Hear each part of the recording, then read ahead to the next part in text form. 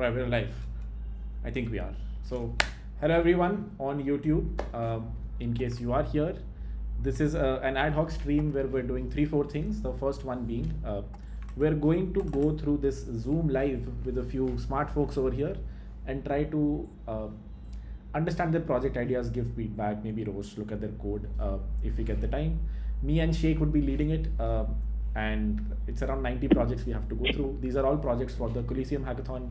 In case you are thinking of participating, probably the right time. I think we have another month to go. So without any further ado, Sheikh, do you mind just can you start off with a quick introduction? Yeah, sure. Hello, everyone. My name is Sheikh. I'm from Super Team India. So we are here today because Coliseum is organizing a hackathon called Raider. Coliseum is a startup accelerator in the Solana ecosystem. Think of them as like Y Combinator, but for crypto. So today we have close to 90 ideas that teams from India have submitted and they're actively working on. So the context for this stream that we are doing today with Hackathon is that we are going to go over some of them and give like unfiltered feedback about the idea. And also one thing to note about this hackathon, even though we call it a hackathon, these are business competitions in reality. It is not just about the code that you write or how technically complex these projects are. It's more about making something people want and whether it actually makes sense as a business and how you are actively thinking about the problem and bringing users. Makes a lot of sense. Is there any other alpha you want to share before? If someone wants to win, what are the pointers they should keep in mind? One, I can understand right now it should be a good business along with a fancy idea. Anything else? Yeah, that's pretty much it. One is always make something people want. And especially now that another takeaway is that probably it's even okay to spend 80% of your time actually figuring out what to build, because with Cursor and Claude, a lot of the heavy lifting could already be AI-driven. Knowing what to build is a lot more important than knowing the how. And Aditya has shared a blog here in the chat. Aditya, do you want to talk a little bit about the hackathon? No, I think you covered it, but it's broadly that you need to have an idea is like a seed that has the potential to grow into a startup, and it needs to be solving a problem where either you have some unique experience as a user or unique insight. I think one of those things really helps you feel committed to it over the many setbacks that sort of come through. There's a lot more info on the blog. It's straight from the venture fund that runs this hackathon, so you should definitely go through that. Yeah, on that note, since it's also a startup competition, there is an opportunity to get $250,000 in pre-seed funding from the accelerator, and over and above that, across different price tracks, there are close to 600K in prices that is available, right? So it's pretty much, I think 600K is close to what? 5-6 CR in prices. That sounds great. I think that's great for anyone who wants to try. What's the criteria for the 250K grant, or is it just on the per project basis? No. Yeah, that's actual equity investment. You get into the accelerator, and the accelerator invests as part of your round. YC invest 150K and then another 350K follow on, right? It's very similar to that. Got it. Perfect. That's great. I think we can kick things off. Any specific project here that you were interested in? Any first thoughts looking at the list? Yeah, I'm just going to I'm also going to look at this the first time along with you. So one thing that immediately catches my eye is not another ticketing website. So do we have Alan Saji on the call?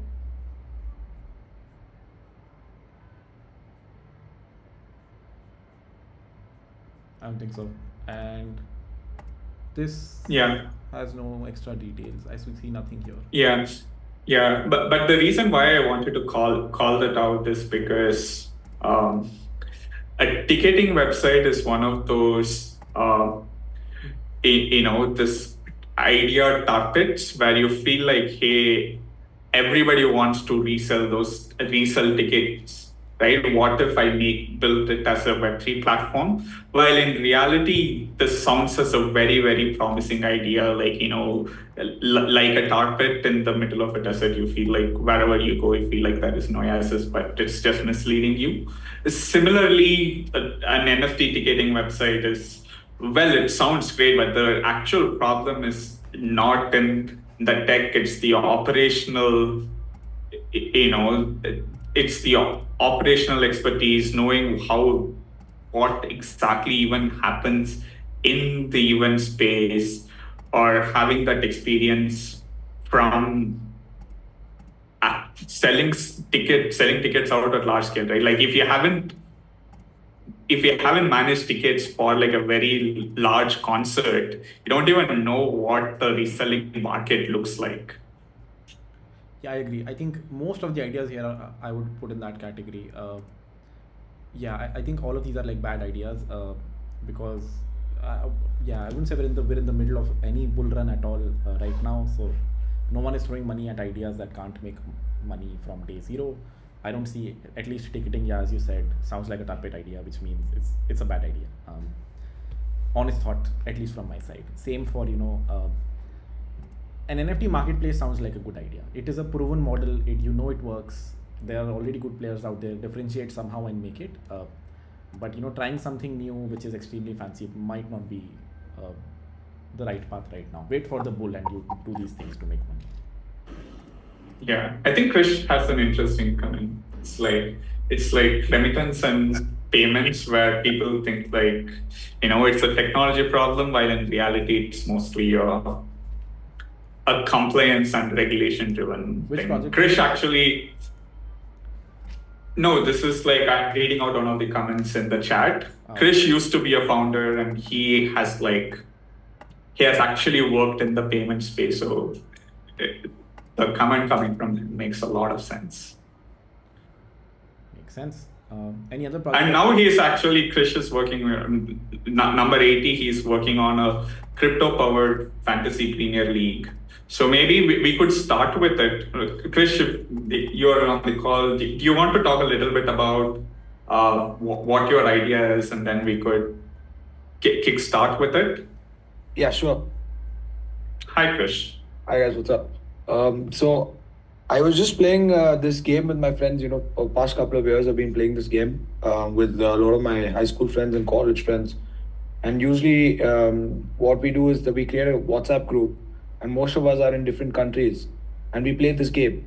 And we put some money on the line. But this game doesn't take money from the user. There's no money involved in it at all.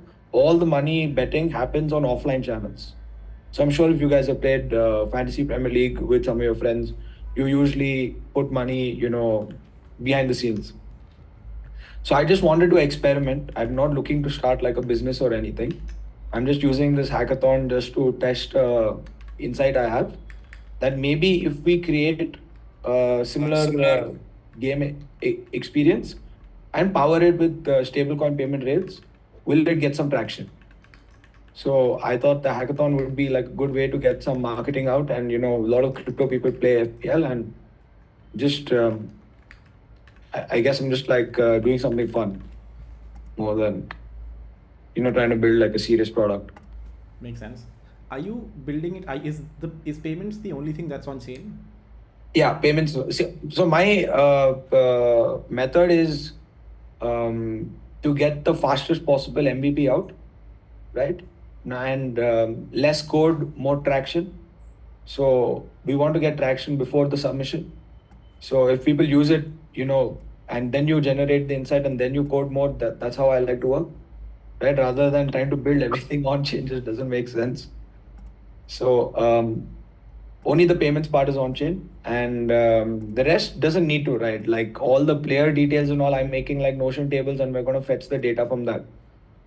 It should just work.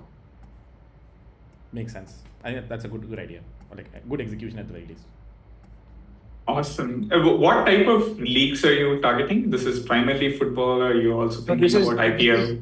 this is a football game. It's a direct copy of that game. So what happens in that game is like, you usually have game weeks for each and every weekend there's a game. We are just taking one game week. We're going to get the points also from that game. So we're just going to tell people, hey, just put your fantasy team here, join one league that we've created, put like $5-10.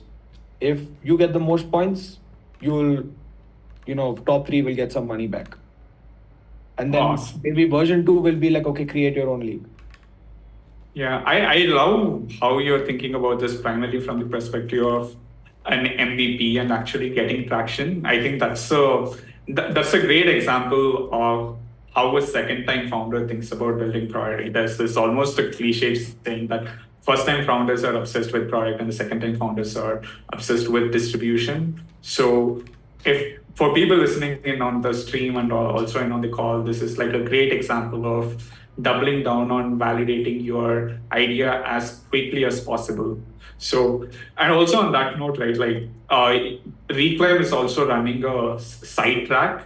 So fetching the data from the Premier League website and actually validating them, Reclaim could be a great fit, and you should consider submitting to that track as well. Okay, thanks.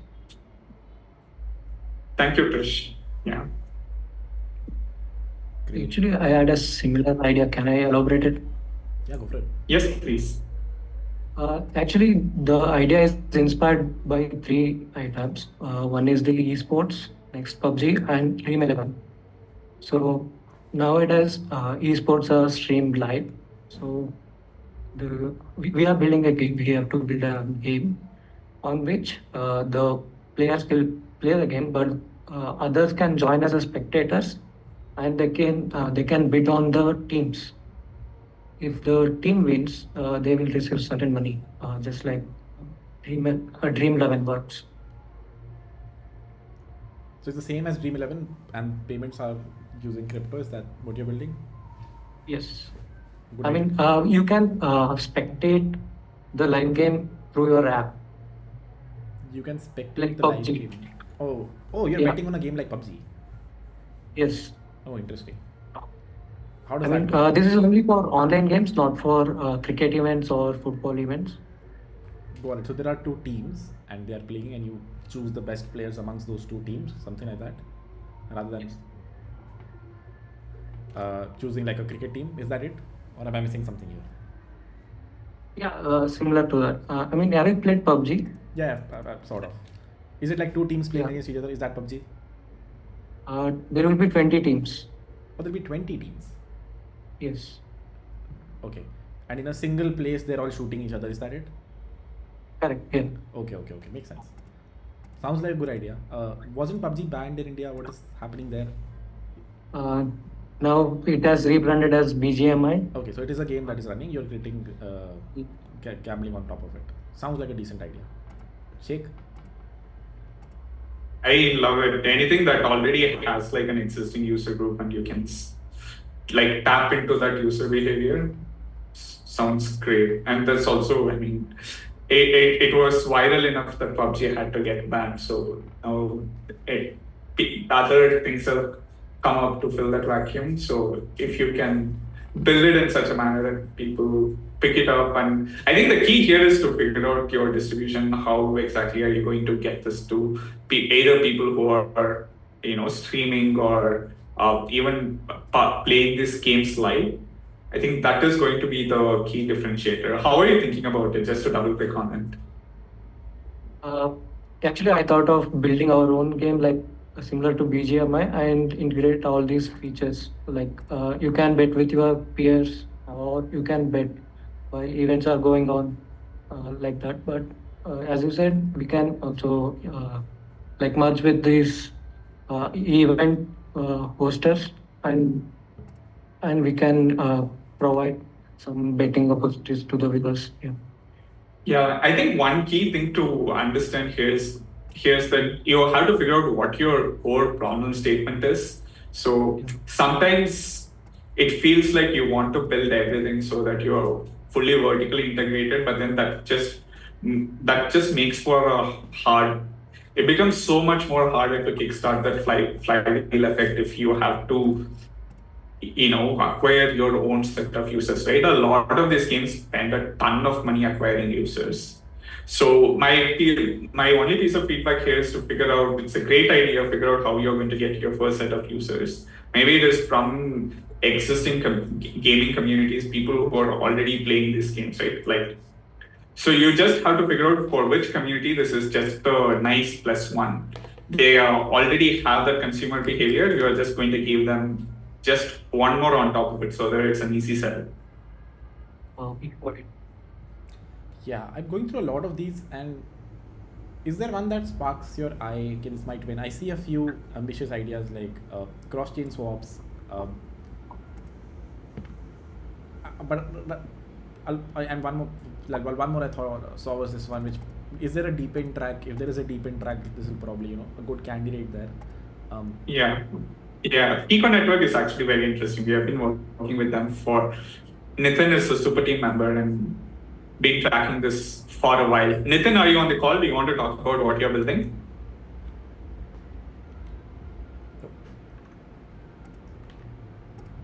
I think he's not here. What is he building though? Like, what is it? Are they building their own device? Yeah. So remember when Zomato did this weather stations where, especially for these gig workers who are in delivering food, delivering grocery, knowing that microclimate data is extremely important so that they could do their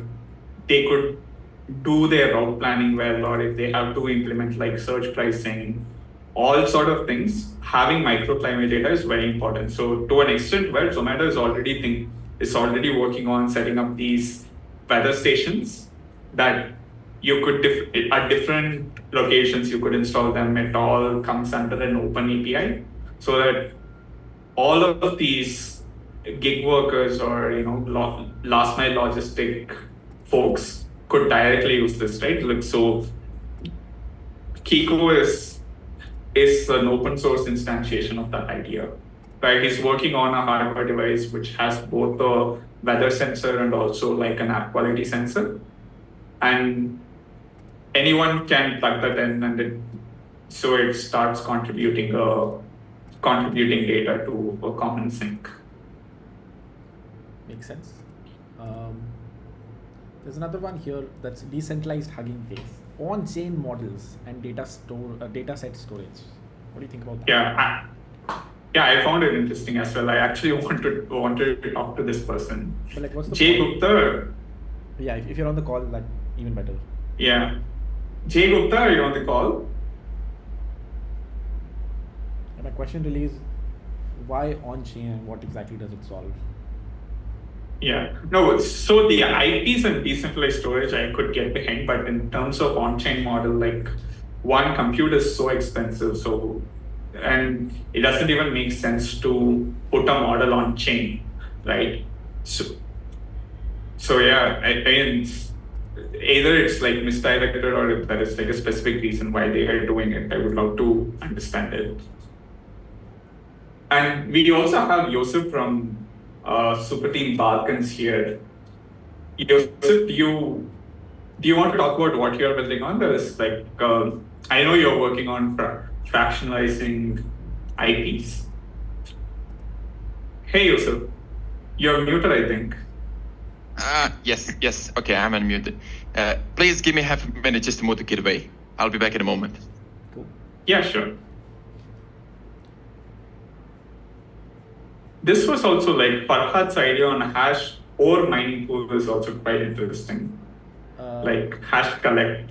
Which one is it? Hash 53 hash collect. So OR is like a proof of work token that they launched on Solana.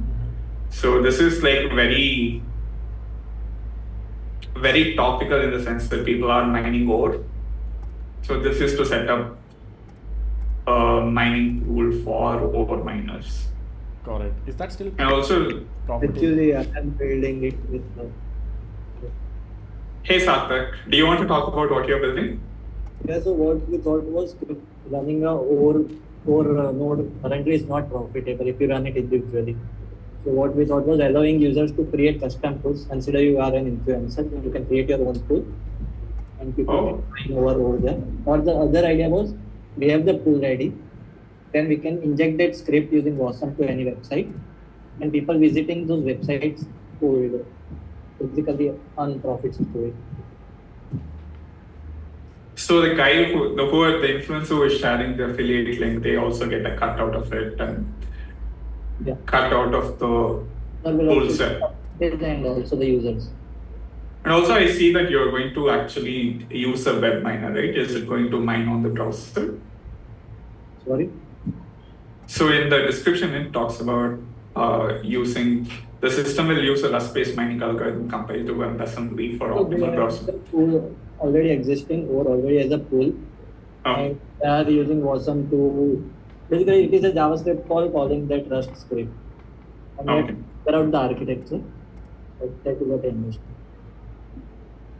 Are you thinking about this as a startup? Like, what's the play here? This idea came for me, like I wanted to use this personally. Okay. It's not a bad idea. There's a lot of Bitcoin mining pools that are super profitable. The question really is, is ore mining profitable? Are people going crazy over it or not? They were at some point. I don't know if that's still the case. Yeah. And also, Farhad, Sarthak's teammate has like an interesting follow-up comment, which is replacing advertisement models. Like, I'd like to double click on that. What does that mean? How does this replace advertisement? Well, that is similar to what I said. Consider you have a website, you inject the script onto your website, and people visiting your website will share their compute to mine ore, and you get a particular amount of percentage from the profits. Oh, okay. Okay, got it. So it's similar to, basically instead of adding Google Analytics, you add this tag, like you add Google Analytics. Makes sense. Does it slow down the website though? I remember in the early days of Bitcoin when CPU mining was still possible, these websites would inject the miner into your browser and it will drastically slow down the performance. So is it like that or? As of now, so as the ore itself has a front end for mining the pools, and it is also written in Rust. So that website is super smooth. Okay. Makes sense. What I was for you guys, if you guys could help me out with confirming the architecture for this, if you have some time. Yeah, we could do that. Do you want to? Let's do it after the call, maybe. Okay, sure. Let's go through a few more projects. Yeah. All right. Is Yash on the call? Yash Sagwan? A decentralized media network. I think this was tried on Solana. Actually, this project was built by me and Yash. Okay. Can you explain a little Also, bit? the same. Yeah, Aditi, can you hear us? Yes. Can you explain a little bit what you guys are doing? Actually, this idea is a bit modified now. It was the idea which we submitted on 100xdevs mini Solana hackathon, and now it is basically a ZK oracle. Okay. So we are building a ZK oracle on Solana specifically that will help us transfer the centralized data that is all over the internet to the blockchain, and it will help developer to get real-time data feeds using our API from on-chain data to their smart contracts. And it is not like just an on-chain data. It will be first compressed using the concept of ZK compression, so that we are not like overloading the data store. Like we are also like overcoming the storage constraints from Solana, and it will be protected with ZK proofs. So we know that this data is reliable for many use cases, like we were talking about this bettings. Like we want data to predict in bettings market and market predictions, insurance funds, and these kind of. So what exactly is the data that you can get from the oracle? What are you feeding in? Like, we will be feeding the off-chain data. Like what off-chain data? Like we will taking. Sorry. Like what off-chain data? Like, do you have any specific? For example, Pith lets you, fetch a lot of current Like- stock prices. Yeah. Yes. It's like we can take the stock prices and which are off chain, and we can put it on chain, so that whenever that data is modified, we know like that data cannot be modified once it is on chain. So it will be reliable for the people who are building like AI models based on that data to make predictions around like market predictions, and also for the people who will be using that data for bettings in the like games and all. Got it. Pith sort of does this only, right, Sheikh? Yeah. I'm also like having a hard time understanding what the problem this solves. Like, for example, with Switchboard, they let you bring any off-chain data into on-chain so that your existing smart contracts can use it, right? And then over in, for example, like, again, there is ZK fetch. So Yes. with ZK fetch, what you could do is you could take any arbitrary HTTP endpoint, and since they have this, they are able to create zero knowledge proof over any TLS session. You could create like an entire zero knowledge proof for specific views in a JSON payload and create a proof around it and put it on chain, right? So that is also one instantiation of that. So basically what I'm trying to understand here is that like what problem does it solve? Are you building the exact same thing, and if you're building the exact same thing from the business perspective, like what makes this better, and what structural advantage do you have, and why would someone use your solution versus the three others that already exist, right? Yes. Actually, we will also be using the ZK fetch thing that you said from Reclaim. And if I say about the unique thing, so here we will be calculating one more thing, which is the open data. And the open data, like anyone can come and they have some sort of like important data which they want to like make on chain. They can also give us that data and give their like identities or something to attest it with proof of authentication thing. So that data is not just random. Someone is taking the responsibility of that data. And in return for that, we can give them incentives like in the form of token. This is like, for example, me sharing what tweets I like, that type of data, or? Yeah. It can be like anything, because once it comes on chain, it will also be helpful for the community to build anything around that data. So we are also getting data from the people, and we will also be giving the data to the people back. Okay. Yes. Yeah, I think what would be helpful. I understand where you're coming from. I think for you, the directional feedback would be to clearly articulate the problem that you're solving, because like the last 5 minutes we have been talking about this and still not clear what exactly you're solving, right? As a business, if you are thinking about this as a startup, you want to be able to get your pitch down or articulate it well enough to a point where you could clearly say within 30 seconds what you're building. Otherwise, imagine how it makes it harder for you to find your customers. Your customers also have to understand it, right? Yeah, sure. Thank you so much. What is this Shwet.xyz? Yeah, this is what you're building? Yeah, it is like we submitted this website for the mini Solana, but after that we like changed this idea a bit. That time this idea was something like that people can put their data and verify their data uniquely with their identities and make it kind of a social media thing. Okay. But now we are modifying it to the... Oh, very cool. You should definitely check out vana.org. I remember people creating like personal agents to act on behalf of them. I remember somebody like took all their data and used it to train an AI model which would swipe on Tinder for them, right? So basically it knows all your tastes, so it could actually act on your behalf. It was both cool and also on a specific use case that a lot of people are interested in. So I think if you're thinking about it from a consumer standpoint or an adoption standpoint, it's important to figure out what that first set of use case would be.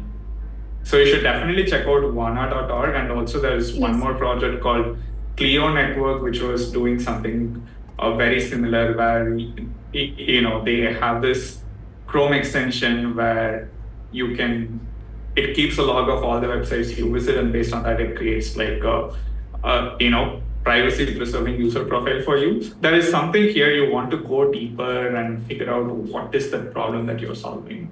Mm-hmm. Yeah, I got you. Thank you so much. Awesome. Thank you. I would actually like to pitch my idea if you do not mind. Yeah, go for it. My name is Raghav Bij. So one of the biggest issues in crypto right now is the reliance on those complex wallet hashes, which aren't user-friendly at all. If crypto is to ever achieve global adoption one day, this problem needs to be solved, because I believe literally everyone in this crypto space always hesitates before transferring funds. We all have to double check the last 4 characters and double check the network, whether it is right or not, to avoid losing their crypto. Correct. So my idea is to create a decentralized Solana wallet that can generate a readable custom wallet address domain, like for example, Harkirat@Solana, directly within the wallet itself and for free. There are existing solutions like Solana SNS or ENS, which offer these services, naming services, but you have to first go to a separate platform, then give a $20 fees, which after that, which it is only valid for 1 year, then you have to renew it again. But unlike those things, this feature would be built into the wallet itself, making transactions easier and safer for everyone. Okay. So I believe I actually do not understand why no one else has done this before. And speaking about this as a business model, Phantom started in 2021 and became a unicorn by 2024, I think. So there is immense potential. How can we uniquely capitalize on this business idea? We can probably charge for those premium domain names. For example, Trump@Solana or something, some of those premium words, or like Zuckerberg@Solana or any of that stuff, any name which has a lot of value, any domain name of that sort. Additionally, current wallet addresses like Phantom or MetaMask only require a password when unlocking the wallet. But once it's unlocked, anyone can send funds without any further security checks. Like you do not really have to type in your password again before clicking the approve button for transferring funds.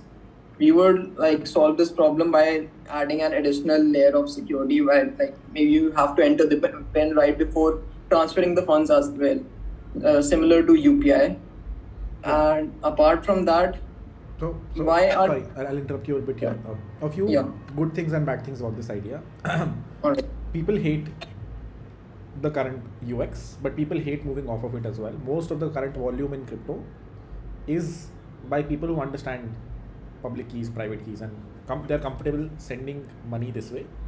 When you build something like this, right, it's been tried in various wallets. This was tried, the same thing was tried in Backpack with the same problem statement.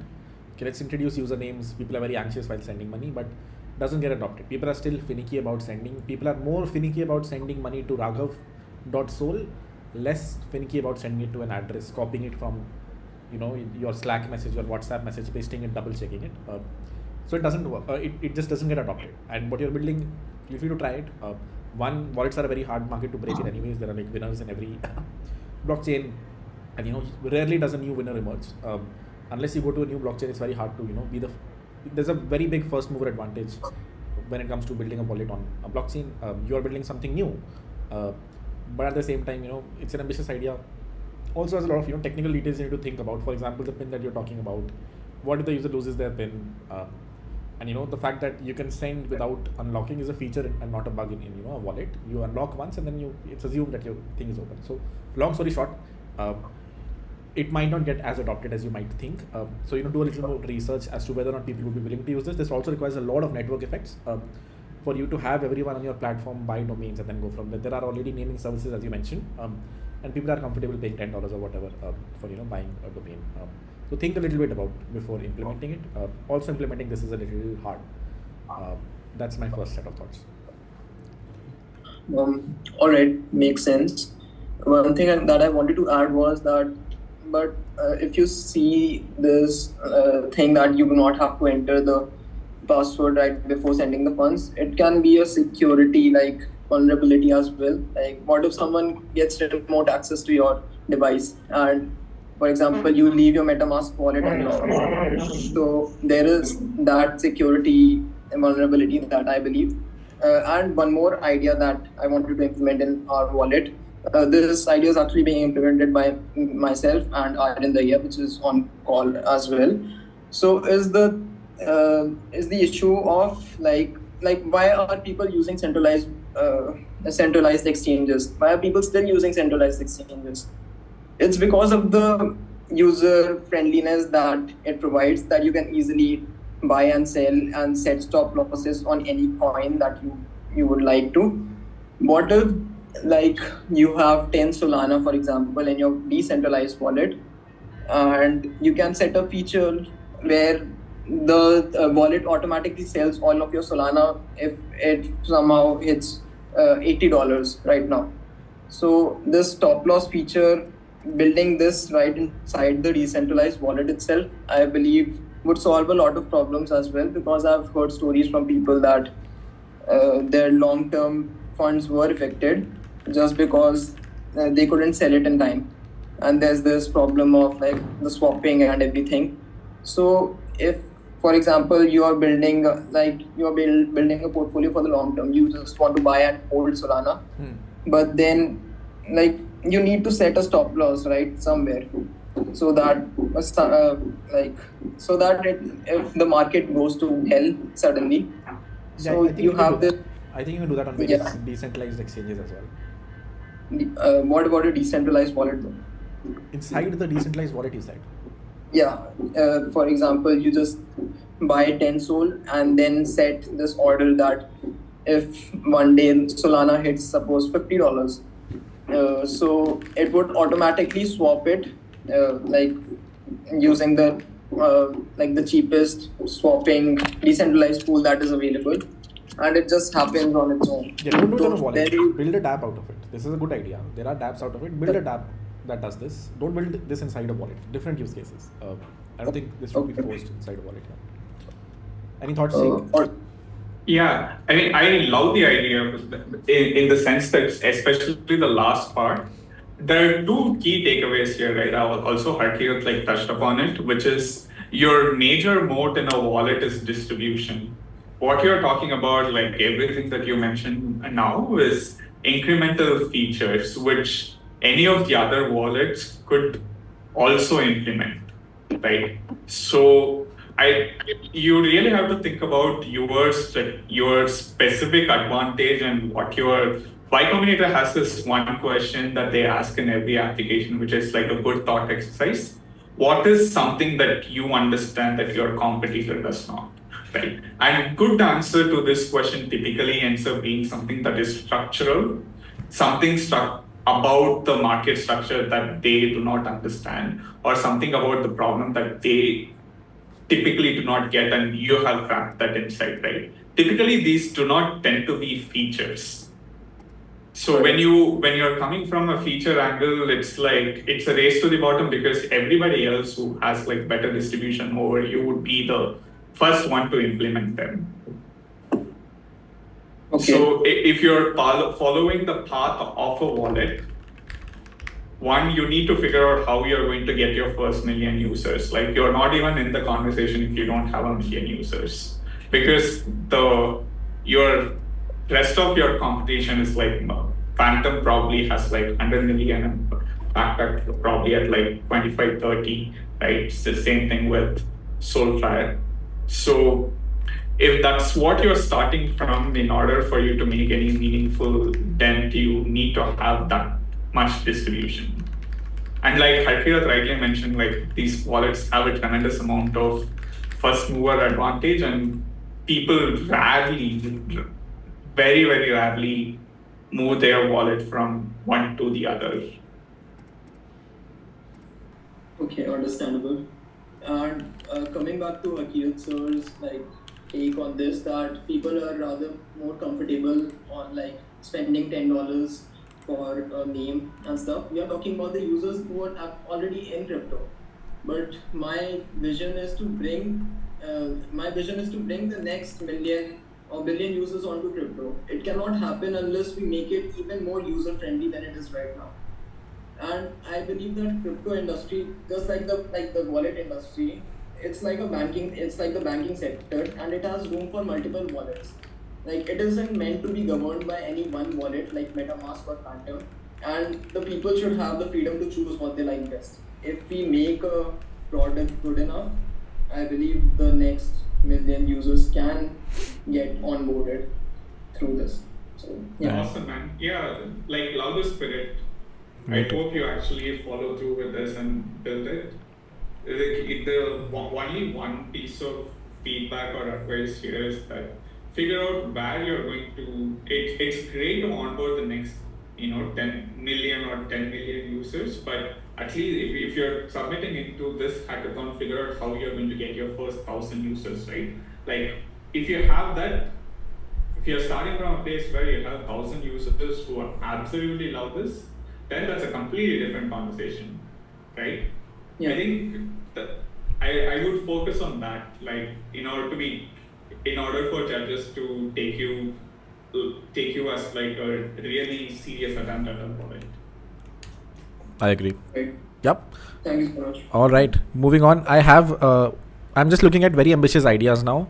Good businesses that are already built, and who's trying to make them, and how are you targeting, how are you differentiating? Even if you're not differentiating, that's fine. Do you have the right expertise to build this? Who's building a DEX aggregator, an NFT marketplace, a DEX of their own? Anyone building like this, like proven business models?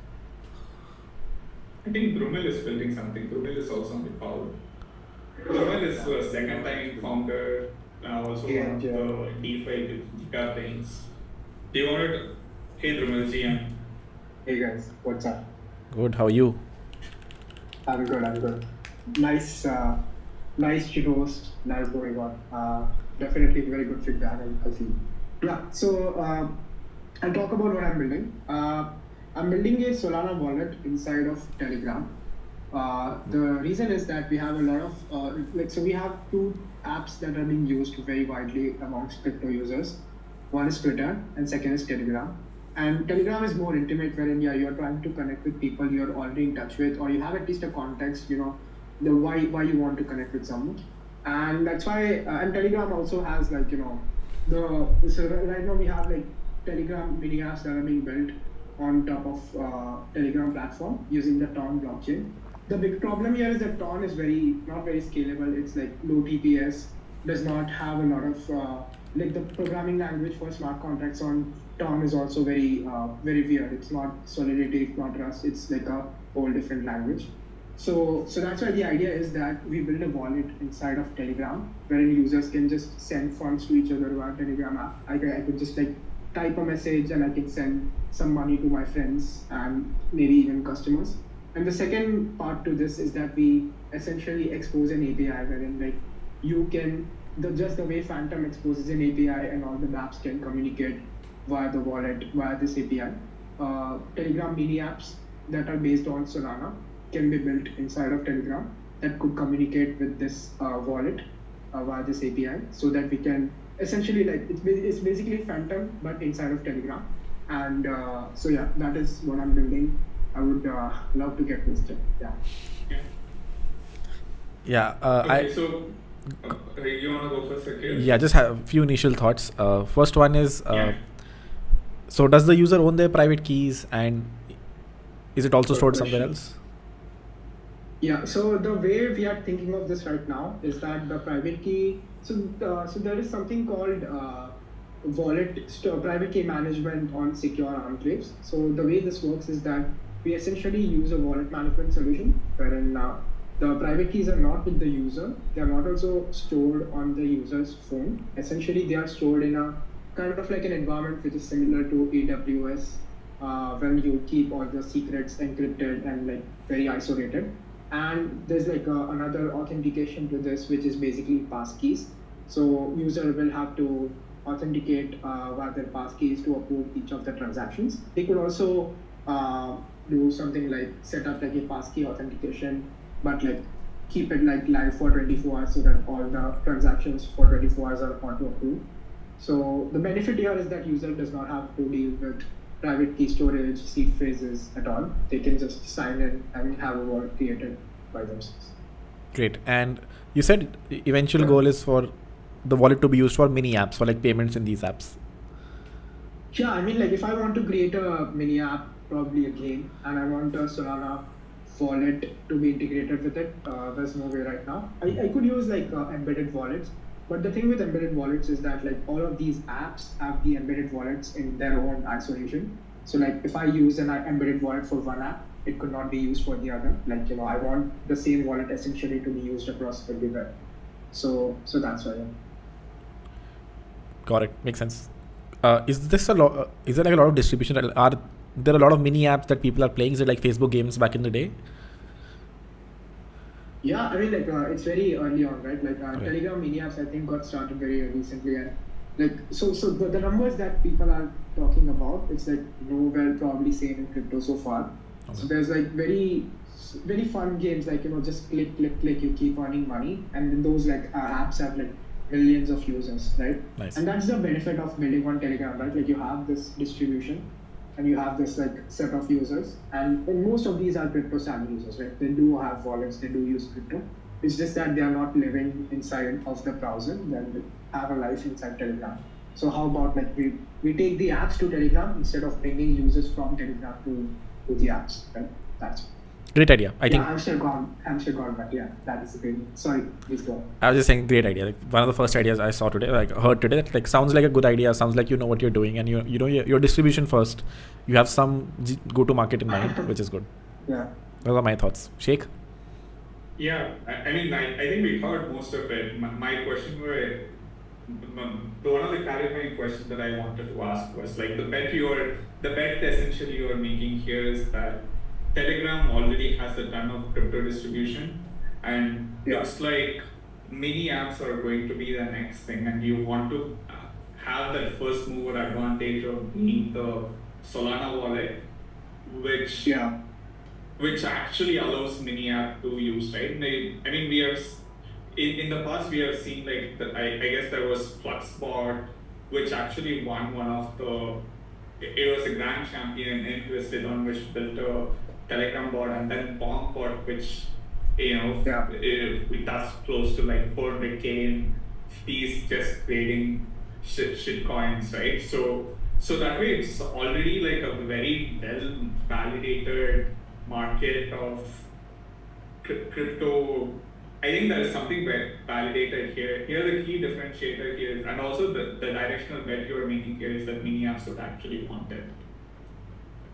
Yeah. Yeah, plus like I think like mini apps, there could be some friction. Like sorry, I won't take much time. I think other guys are desperate to join. But like what I'm trying to say is like I think like there could be some friction as to really we need a lot of Telegram mini apps so that they can use this wallet essentially. Like, you know, it's being used by many developers. There could be some friction to start because Telegram mini apps are very new. But that's why we have like this app. We are very focused on by ourselves is like payments, because payments is something that, you know, you send money to your friends, you send money to, if you're into BD, you send money to your clients or maybe your auditor. And just like I think the problem statement what Raghav was trying to solve was great. Where like, you know, users are like, you know, essentially very you want to communicate with someone in a very easy manner. So I think sending money over Telegram is like as easy as it can get. And yeah, so that's what I think. That's how I'm planning to cold start, like, you know, payments app, and like also allow everyone else to build their own apps using the SDK. And by the way, like I'm also like, you know, I'm running as a solo member right now, but I would love for anyone to join the team, and you know, we can build this together. We can create a very good product out of this. Perfect. Yeah. How can people reach out to you? People can reach out to me via Twitter. I have my Twitter in the chat.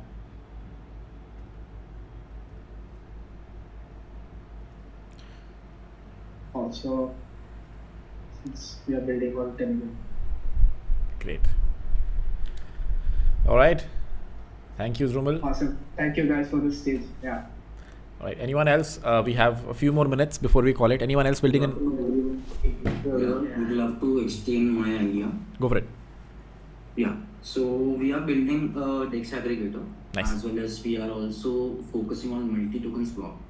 So like in the swap, you can do multiple tokens to one token to multiple, and same for multiple to multiple.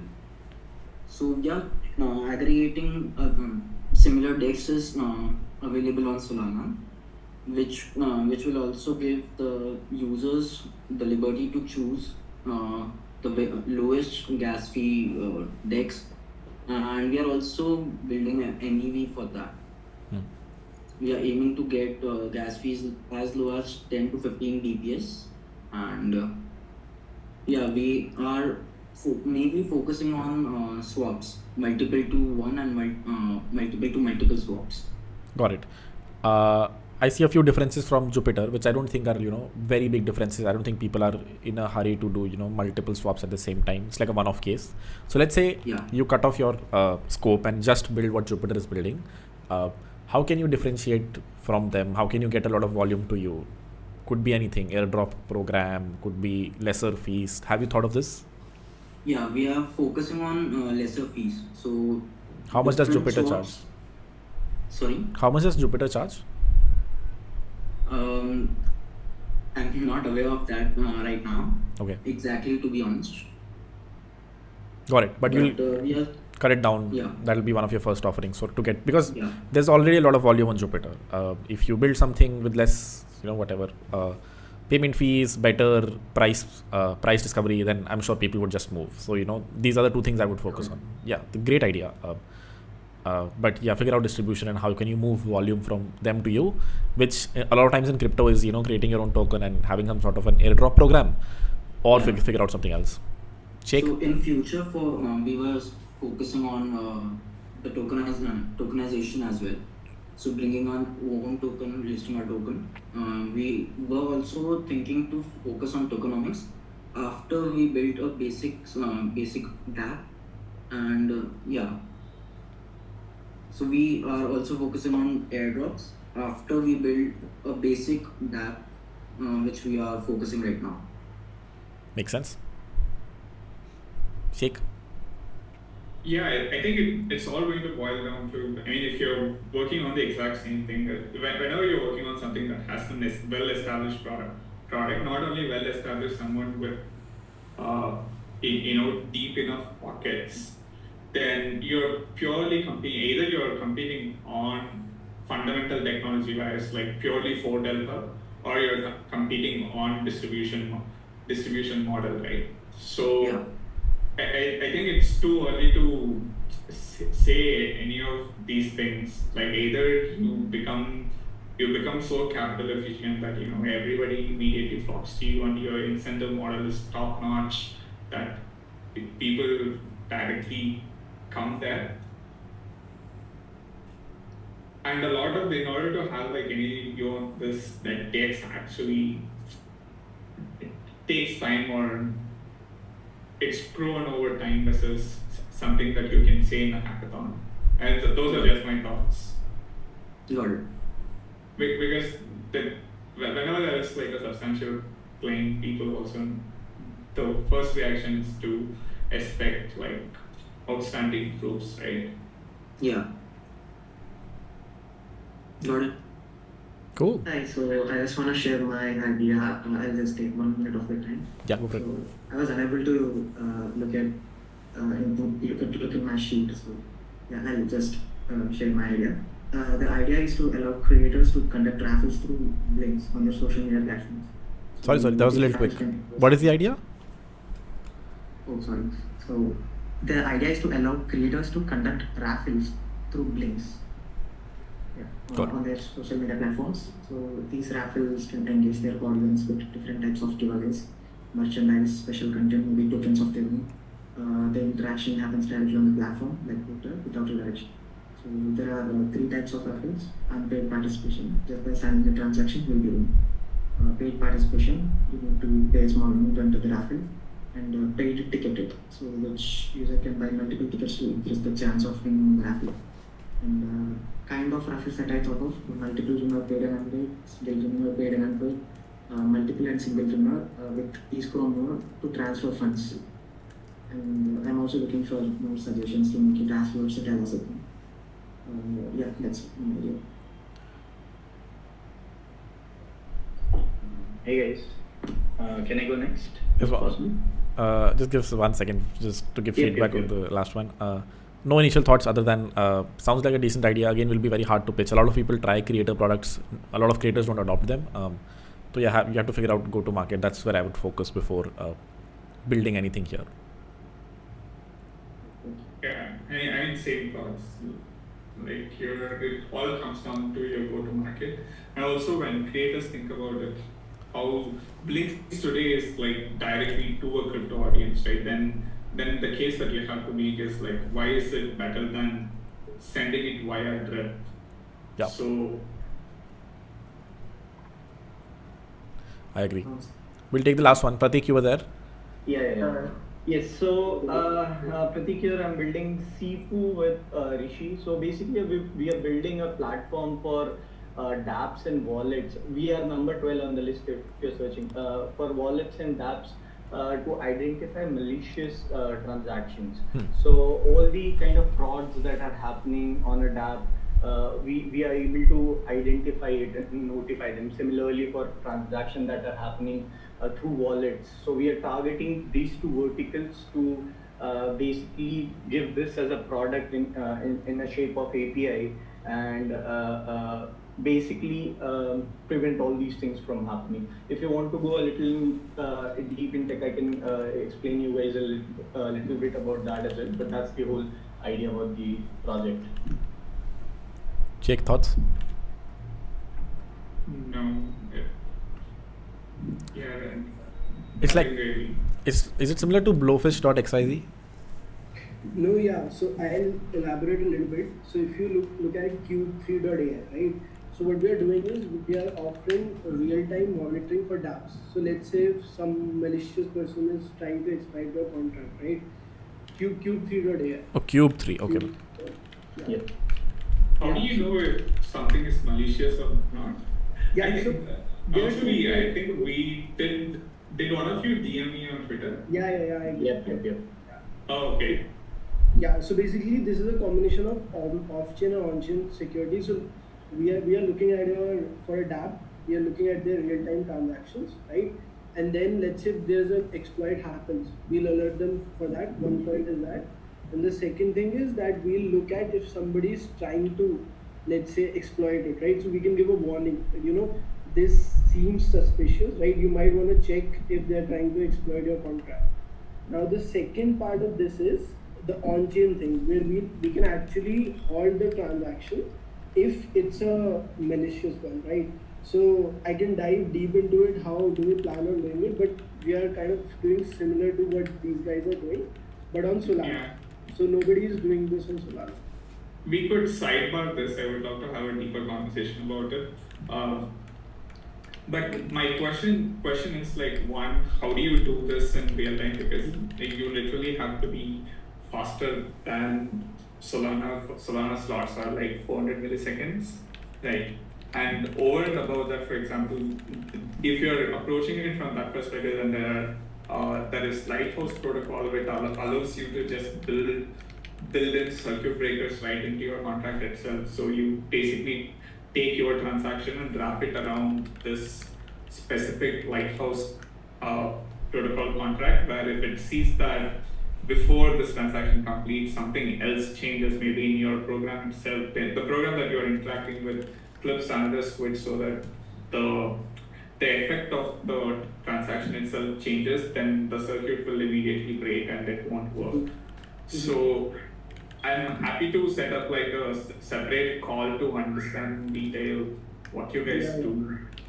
Yeah, I'll just give you a little bit on that. So for the off-chain thing, that's not real time. That happens when the transaction has happened. But for the on-chain thing, the idea is, let's say we have an SDK. So before, on the front end, before creating a transaction, they actually hit our SDK, right? They hit our API, and we'll give them a signature that they're gonna pass with the transaction, and then like their contract would be calling our contract where we would be verifying the signature, right? So in that case, if the signature is false, or let's say a malicious person has a fake signature, we can halt the transaction. So kind of we are approving it on chain by analyzing it beforehand. Yeah. Okay. But yeah, we can talk more about it. Yeah, definitely. Yeah, it would be great if you could, it would be great if you could send me a note on how we are doing this. Like, would love to chat more. Yeah. Sure. Yeah, we are actually gonna create basically a page on our website itself explaining these things. So that'll make things way more clear for you guys. Okay, awesome. Yeah, basically anything that helps people not get run this great. So it's a great problem to solve. Yeah. Got it. Cool. Sheikh, how much time do we have? Sorry, 1 second. Yeah, I think we are already 10 minutes over time. Okay, so let's maybe take one more and then we'll call it. Yeah, sounds good. All right, last one, guys.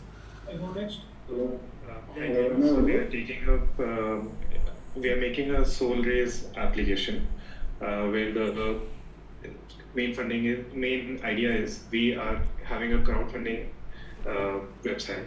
We know that there are a lot of already existing ideas out there, but nobody is doing it on Web 2 as on the web as well as the mobile. So we have a mobile application for it as well, Android and iOS. It is the initial bit is live. We have deployed it, and can you show? I've shared the link as well. Yeah, I've shared the link in chat. This one is for the web one. The mobile is still in development. So the idea is simple. You can come up, you can get started, you can start a campaign, you can see all the campaigns that are there, you can donate. The tricky part about it is once the donation amounts, let's say that you are a donor, you are having a grant of sorts and you want to fund a project, or you are seeing something that has some potential, but you don't know if it will be adopted or not. So you can, if you click on the donate page for any of the projects, anybody can do that. I can't. There you go. Yeah, and then you go for match donation. So you can enter the maximum amount you are willing to spend on it, and you will be, once the threshold reaches, so it is a combination of snapshot as well as a crowdfunding website. So once the threshold reaches, all the donations will be matched for whatever the amount has been set. So let's say, for example, the one that you chose, 750 Sol has been donated by the community. Right. And that has reached about 80% or 75% in this case. But let's say, for example, it has reached 80%. Then you'll match the donations, and then that funding will be used for that development. And since it has some already existing community adoption, so in that way it will be you're not funding something which is not going to be adopted, but something which funding something which might have the potential to go big. Makes sense. So who's your first customer?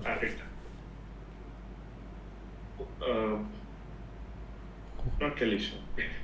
Good question. Yeah, you shouldn't build anything if you don't know. No one uses this. If someone needs to raise something, they will just put out an address. If there's actually a really big event that needs donation, they'll put out an address. Everyone will donate to that address. It's very hard to build a very Web 2 product in a very Web 3 world, because most people that are putting money here aren't looking to donate every day. People are here to invest mostly, or raise or make money. So basically very hard that this will win the hackathon or anything else, because and you yourself haven't figured out the business, who is going to create the first campaign. So you have to tell the hackathon winners, or yourself if you're building this game, this is being built for XYZ, you don't have that answer, so it's a great side project but will not probably win or become a good business. You should spend some time understanding the market before you build something like this.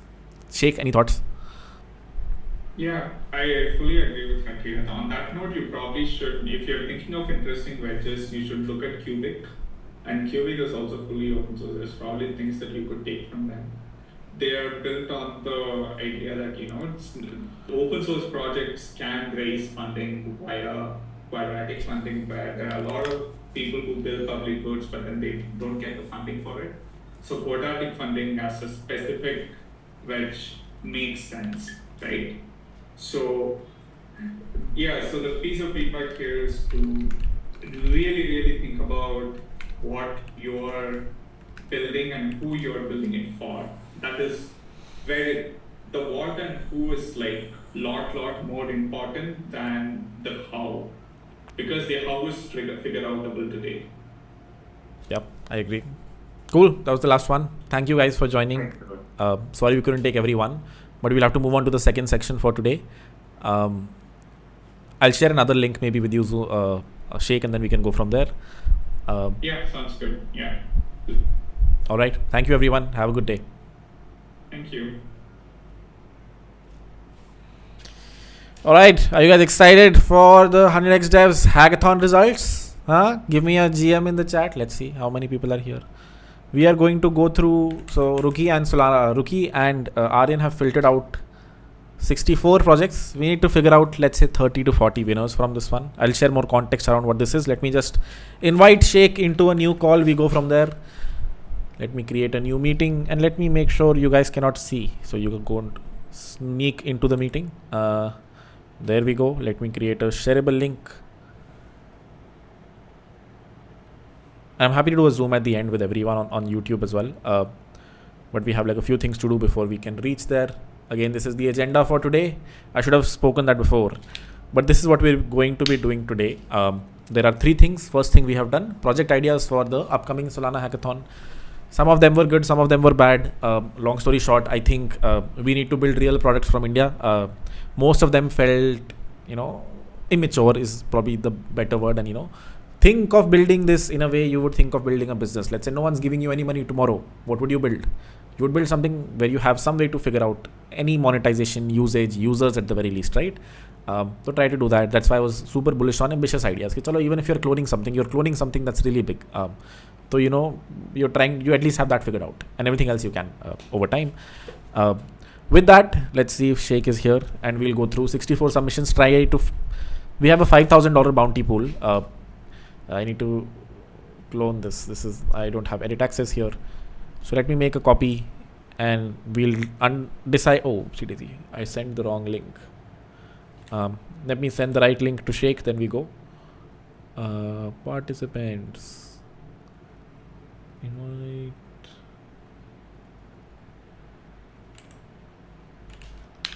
Alrighty. Let's open chat. Let me answer a few questions until Sheikh joins. Did you guys understand the TLDR of what I discussed today and what we're going to do? Any other thoughts? Leak the phone numbers. I don't know about that.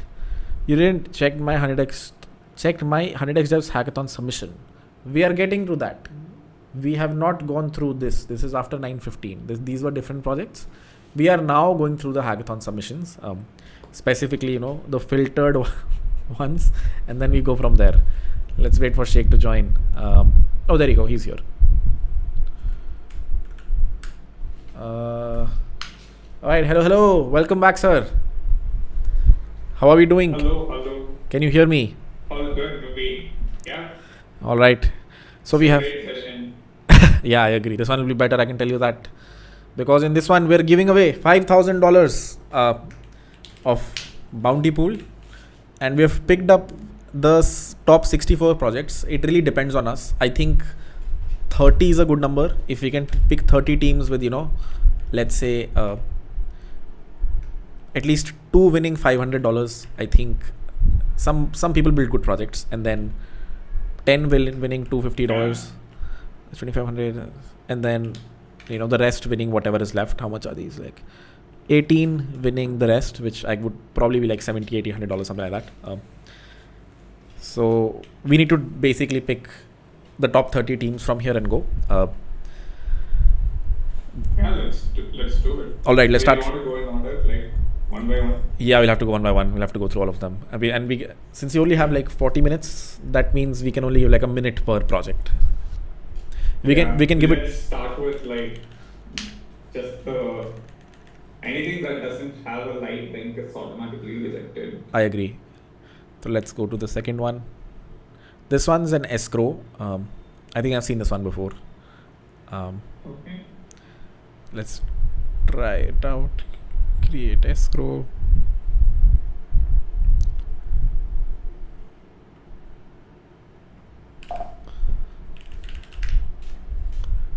Proof.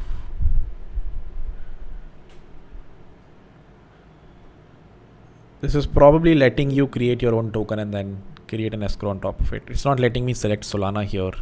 These are all weird looking tokens. I don't know why that is. Okay. Yeah, it's very hard to tell what this is. It's a good attempt, but yeah, it's very, very hard to say what's going on. Same. I know that there is an escrow is expected, but beyond that, it's not very clear what's happening. Oh, there is an about section. Okay. Peer-to-peer SPL token swap. Oh. Okay, it's a SPL token swap. Yeah, it's just a very technical product. And no, of course, no usage. Probably. I don't know. Yeah, it's like Foxy Swap, but only for tokens. Interesting.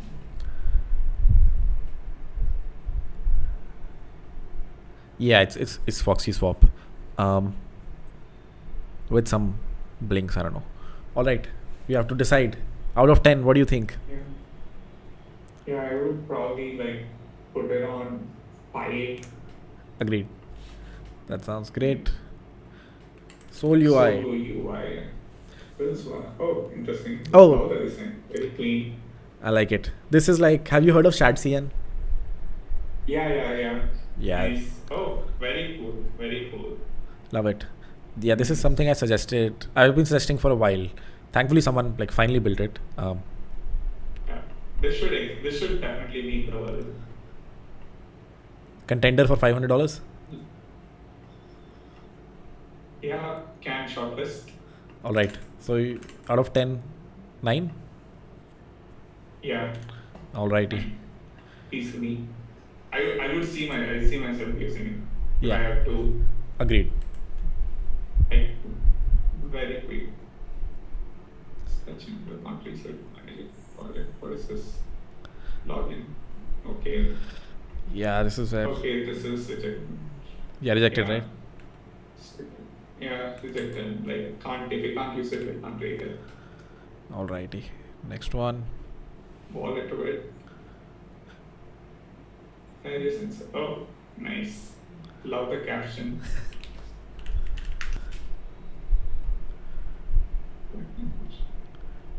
Oh, I'm too poor. Oh, I have some money here. No NFTs. I do have some tokens.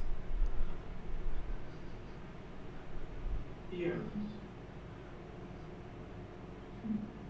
Okay. What is the point of this? It's like a portfolio. Okay, got it. Like step finance. Yes. Very simple thing to build. Yeah, I don't know. I'm probably like 3 or 4. I agree. Alrighty, moving on. There are 2 links. Okay. Save shipping. Okay. Please 1 second. Oh, probably an escrow. Okay. It's like a decentralized escrow platform where you can come and after your service is done, the client gets paid. Oh, okay.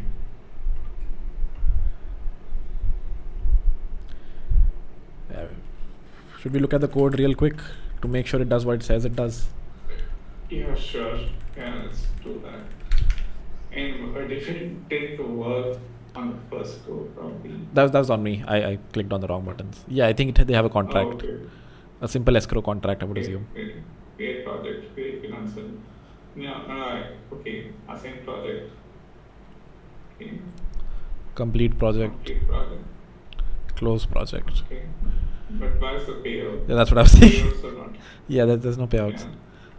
Freelancer Okay, name. yeah, then it's not a complete project, like good. But good. It's a decent attempt. Yeah, it was like not At least. too difficult to add payments here. Yeah, I'm sure ChatGPT would have helped them out. At least like native soul. All right, what do you think? Yeah. Oh, that. Yeah, it's like I would put it at 4. Yeah, that is one thing that I have been noticing. Code quality, when I look at any of this code submission, is like really good. It looks like well formatted. They have thought about refactoring and all of that. Like now it looks like a lot of this is because of AI. Yeah, I agree. I think so too. This guy, we gave him a shout out in the. Oh, awesome. I mean, this is like. It's not a Web3 website. I don't know why he submitted it. He was in the summer video as well. Oh, nice. Yeah. Why do I think we're looking at the wrong list here? Oh. Yup. Okay. Is it the wrong list? It could be. Because I think this is the summer video list. I think I could be wrong. So let's see. Yeah, there were 404 submissions. Oh, okay. Is this the same thing or this is not the... Sorry, what was that? Is this the same thing or... I don't think so. I think this is where we need to filter from, and we have 400 projects. Oh, okay. Do you want to... Yep. Export SVZ. Okay. I actually like that soul card. Is the guy here? I think he'll be here. Okay, good. Yep. All right. It's kind of looking for interpreting. It's a good attempt. I agree. Definitely something that needs to access. I agree. All right. This is the right one. So, okay. Oh boy. All of them are unreviewed. Yeah, I don't know how will we do 400 of these. Yeah, we'll have to quickly disqualify. We'll have to... Let's do live links. Like anything without a live link is automatically rejected. Yep. Yeah, with and we still have... Like why is there a Facebook group? I have no idea. All right, these are the ones. We still have like a lot of them though. Yeah, everyone has live links. That's great. And then none... That's good. Yep. All right. I think we'll just have to look. Wow, insane dude, like 400. Are these all of these from the cohort? Yep. This was like cohort specific. Wow. Insane. And there is one local host that is rejected. There's one what? Sorry. There is one local host 3000. Unfortunately, we'll have to be rejected. There we go. All right. Yeah. Cool. Let's start from the first one. Real-time blockchain alerts. UI looks great. Okay. Yeah, love the UI.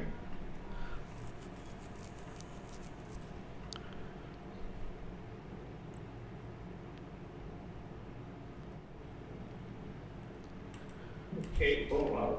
Okay. You actually get it. Yeah, seems like it. It also looks pretty nice. I like the UI. Yeah. Wow, they have like everything. You can get this is one of the ideas that I pitched. At least UI wise, looks like he's done what he's done. We haven't looked at the code. We could quickly shortlist it and come back to the code later. Like, done. I would say, yeah. Then, okay, these are. Yeah. Right? What is Git Soul? Git Soul probably is decentralized Git is my guess. No, this is also another one that I said that you should make. This is did you see Lancer? Oh, nice, yeah. Oh, yeah. All of these guys have like really good UI, man. Yeah, well, 100xdevs. I mean, it's like probably some AI helping them. Plus, there are like too many libraries these days. But yeah, I agree. It looks nice, yeah. It'll still need taste. Looks nice. I like it. I love it. GitHub is linked. I can install a repository from here. Awesome. Yeah, we should definitely. It's definitely shortlist. Alrighty. Sure. Wow, the first 2 projects are this good. This is going to take a long time.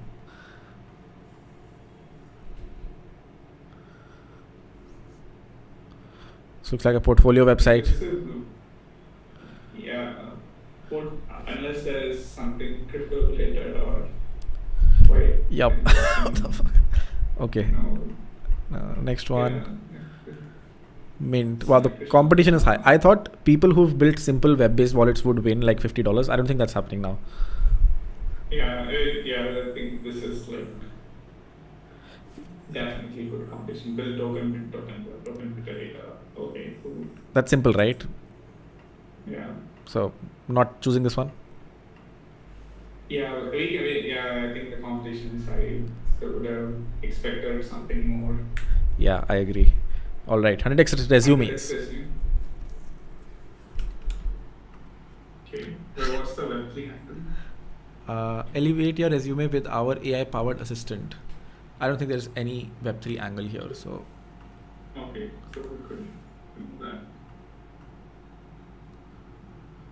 Well. Okay, 404. This wallet launchpad. No, this is very basic. Yep.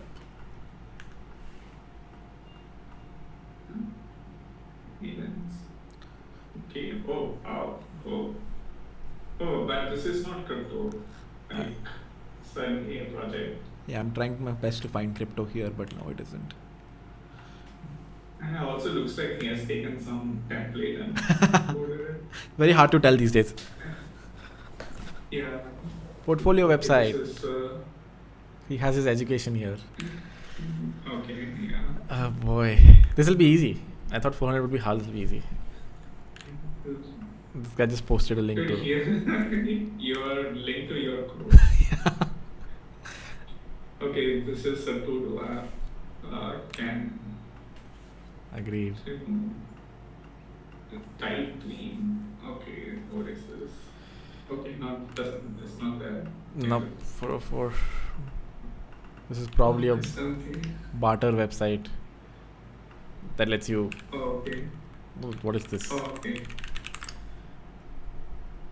This looks like Phantom they've copied. Oh, okay. Have a wallet. Creates a new wallet for you. Okay. It's just a wallet. But what's the point of this? Okay. There's no point, yeah.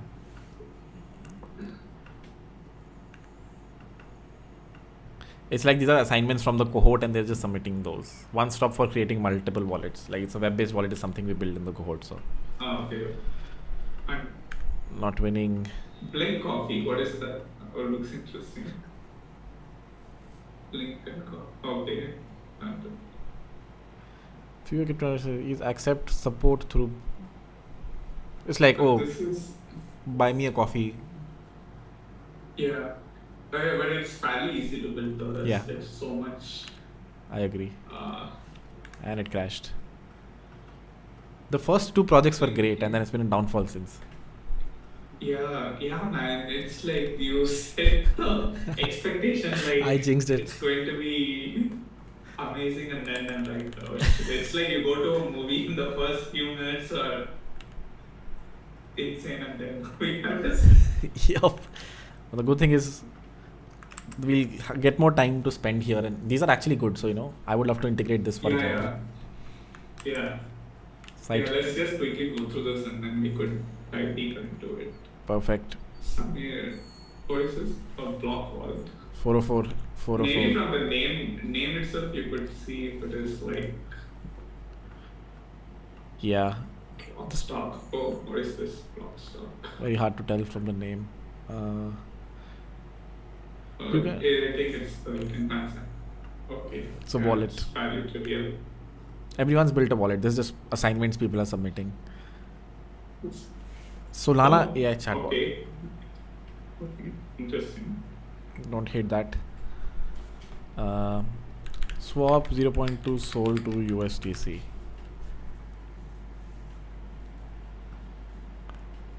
If it creates the transaction for me, I will take it. There we go. Oh, nice. Okay. Nice.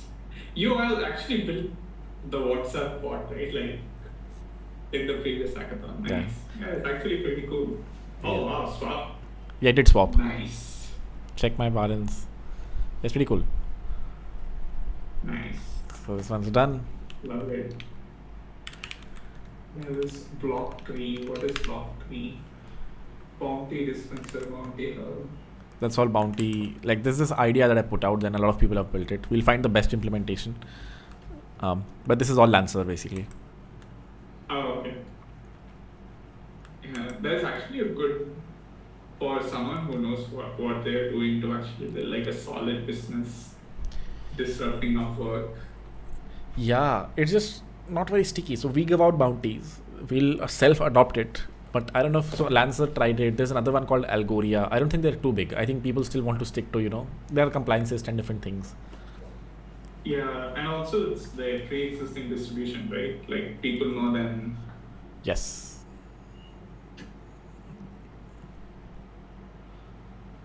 I don't know what this is. Okay. Web hub and one.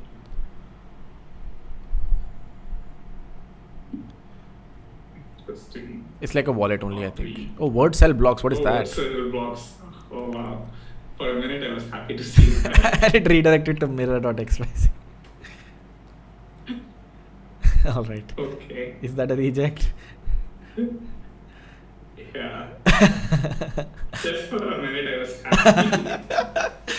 Oh god. To give everyone context, WordCell was Shake's last company. So, alright.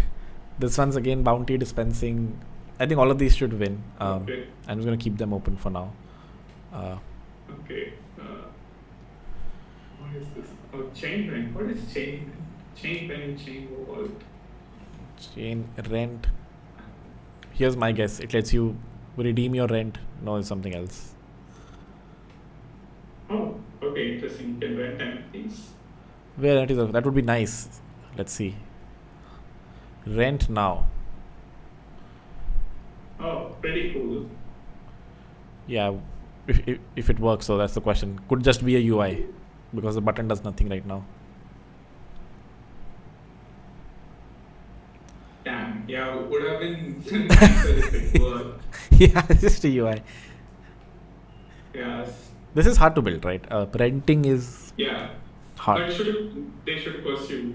Yeah, I agree. To encourage it, maybe we could keep them in that aim. One of those. I agree. $300. I agree. Sorry, which one was this? Chain rent. CDEX. Yeah. I'm going to remove. Bounty hub. What is chain vault? Cheddar is actually pretty fun. I had a call with this guy, Sarthak. Nice guy. Who's Sarthak? Cheddar chat. So he has also applied for a grant. Oh, nice. What is Cheddar chat? It is very similar to you remember the dialect chat app? Yeah. It's exactly that. Got it. So, are you guys? So has like a sick YouTube video where he also has like won a grant from Super30. Okay. Do you think we should, if he's already won a grant, does it make sense to assign another bounty here? Yeah, no, I leave that to you. Yeah. Alright, I'll think about it. It's a good project.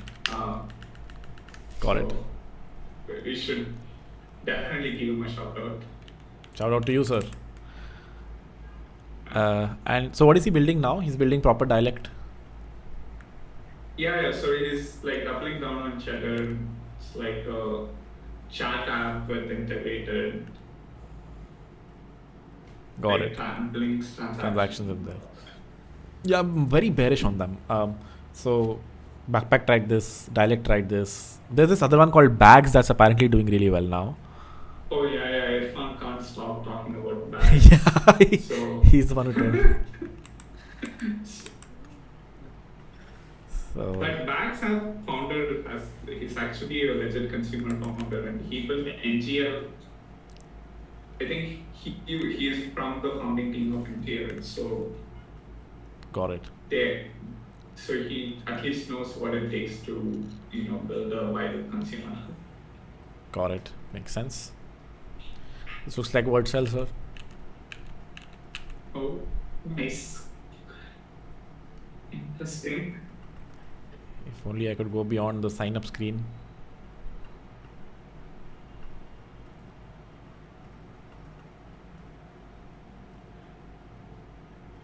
Top creators.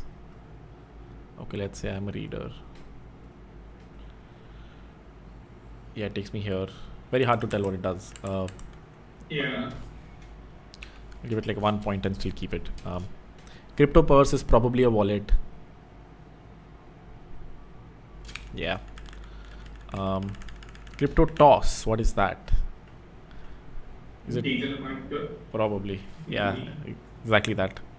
But it's And it is on yeah, ETH. It's lack of attention to detail.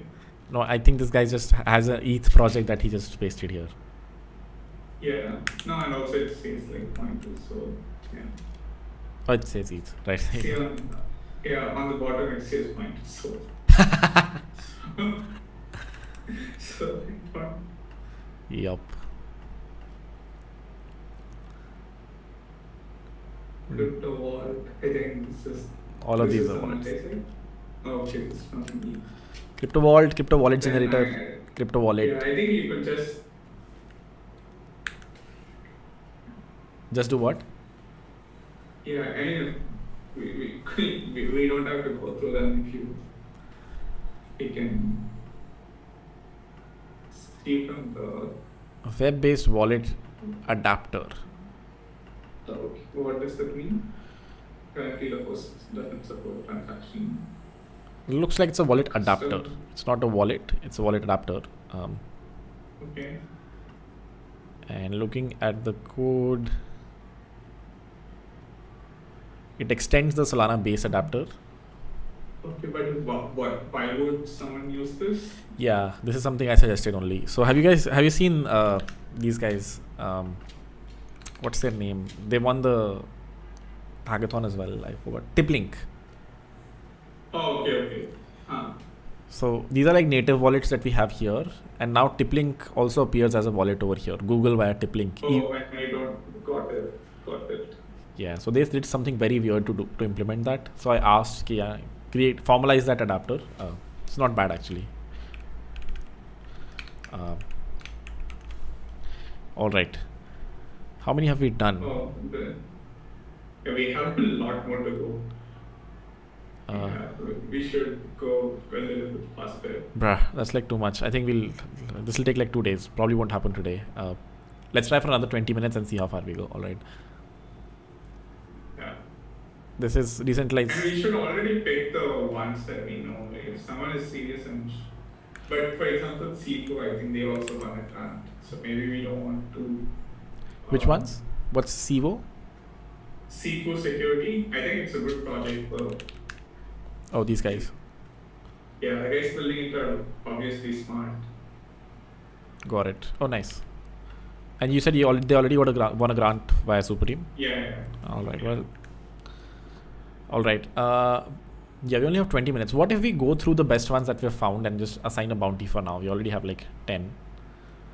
Yeah, sure. Let's do that. And then I can spend some time, going through the rest. I don't want to take up too much of your time here. All right. The ones that I'm most excited about are DZAP. Yeah, it really looks good. Like, yeah, error sending messages, email. so do people know your number? Like, you just share it? Or did I just put my number on screen? Oh. Well, that was not my number. Yeah, that was not my number, guys. Oh, God. I mean, my number is already pretty out there. But like, yeah, after today, I don't know. Fuck. I do this all the time. I've shared like N files, database credentials. Then I quickly go and clear them. It's crazy. Oh, wow. Yeah. All right, this is good, but I did not receive any emails or anything. How do you set an alert?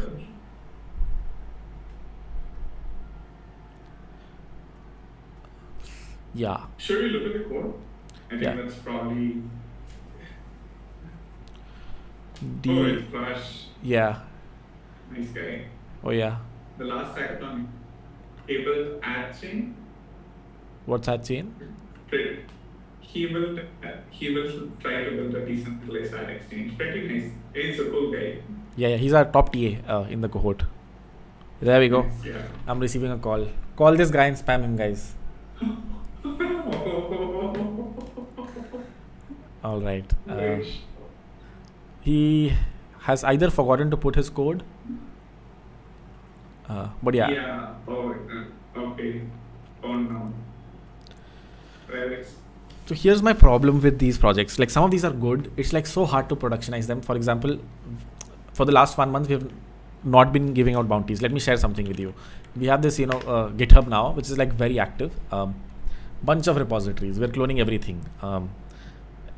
CMSs, whatever is a popular application, let's say Codeforces, Job Board, we just clone it. And people are building it, I don't. Nice. The problem is when you build something like this, you have to assign them bounties. Right now I was doing this. I like this PR.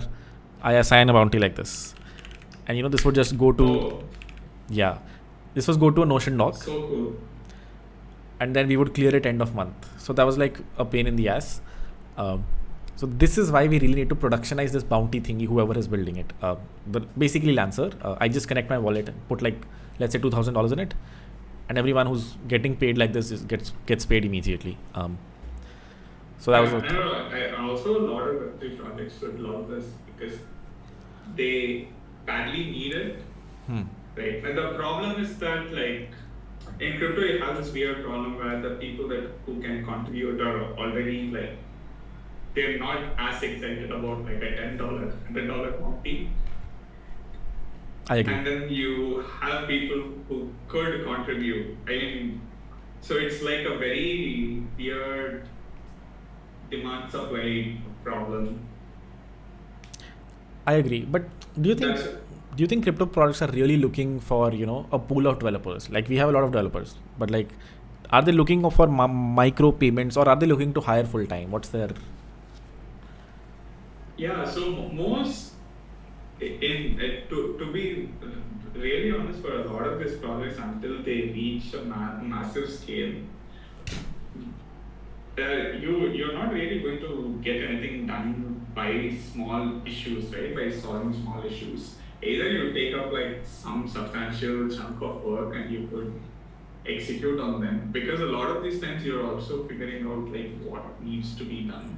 Right. And crypto projects are kind of in that space where they are navigating PMF themselves. So it's very, very hard to convert these things as smaller bounties that someone could just take and work off of independently.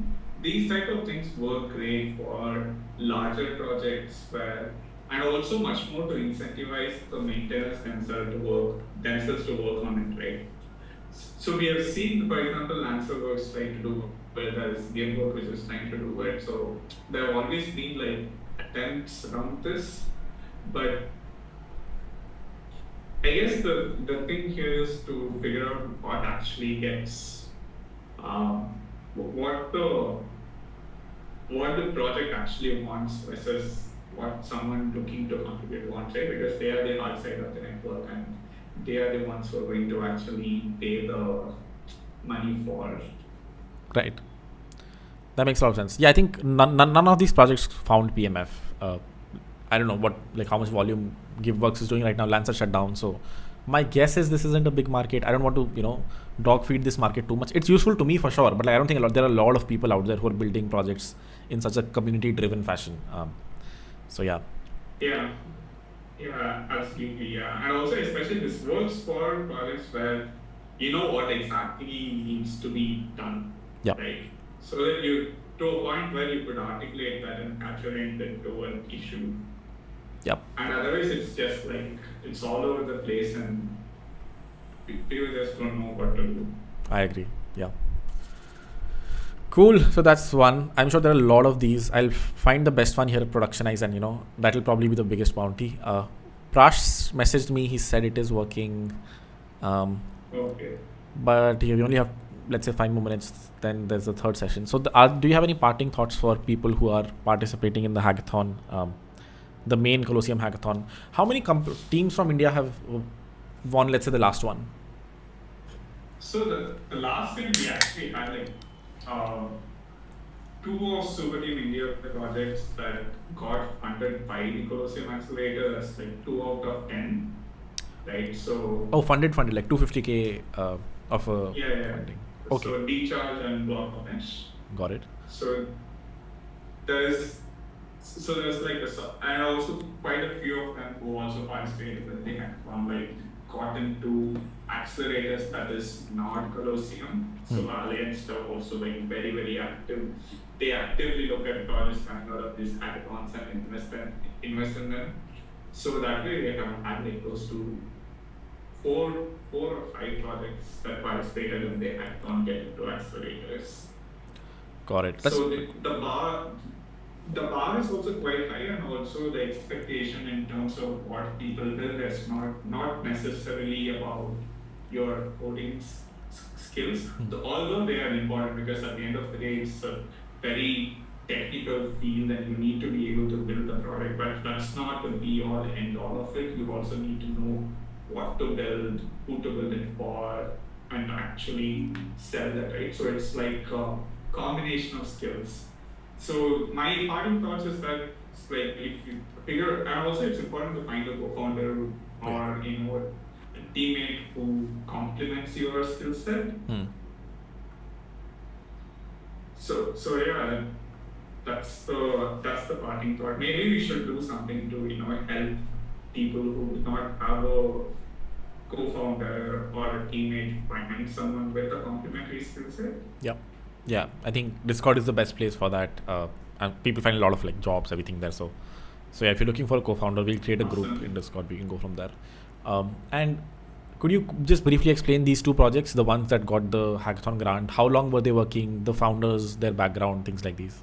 Yeah, so both of these founders are like second-time founders, and I do not mean to discourage anyone listening in on the call, but so for example, the founder of D-Charge is Mohan. Mohan actually is like a second-time founder with like a serious exit from his first company, right? So he's building, before the hackathon, he has actually built this hardware device that you can use to charge your EV vehicles. So D-Charge is like a deep network of these chargers. They use the hackathon to go all in on building like a mobile application that would let anyone like scan their QR code and plug in their vehicle and start charging. So they clearly made the mark on all the across everything, right? They had the right team building on a serious problem, had the right set of implements to show the judging factor. The other one is Blockmesh. So Blockmesh, he is actually an Israeli guy, since there is no Super Team Israel. He is like hands out in Super Team India. He's a great guy. He used to work at Apple before, and then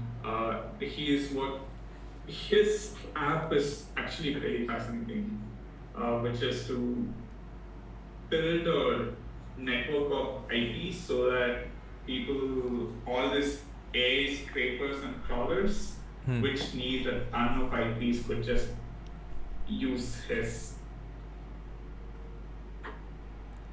Got it. So yeah, I think it all boils down to a few things, right? One, like you need to have like a concrete problem statement, and you need and you need to show that the team is like really serious about it, either via what they have done before or via traction of how they have validated it, or in the absence of all of this, you go in with a game plan so serious that you want to show the panel that you know what you're doing. you're just not here. Or and also in some cases you have like a very interest. Historically, there also have been cases where people have won hackathons where they pick up like specific projects. For example, in the previous hackathon, there was one guy who was working on a crop insurance product, and he had built like this hardware device which could sense when there is a rain, right? Yep. So he has no background in any of this, but just the fact that he took on an ambitious idea and showed meaningful progress in it was also enough to win it. So it's like a combination of many things. Makes sense. Cool, man. This was great. Thank you so much for coming. And yeah, I'll share whenever Awesome. the results comes. Yeah, thank you for coming.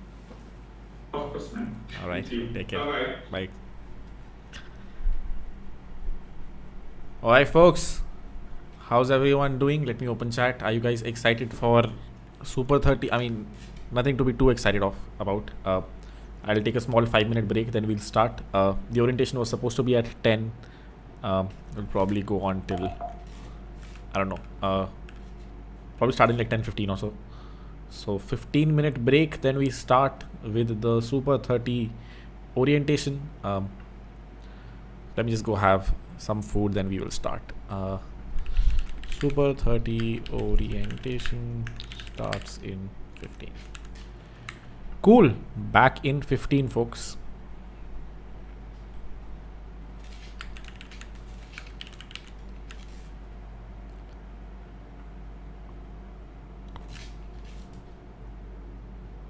Oh, I was not on screen for a while.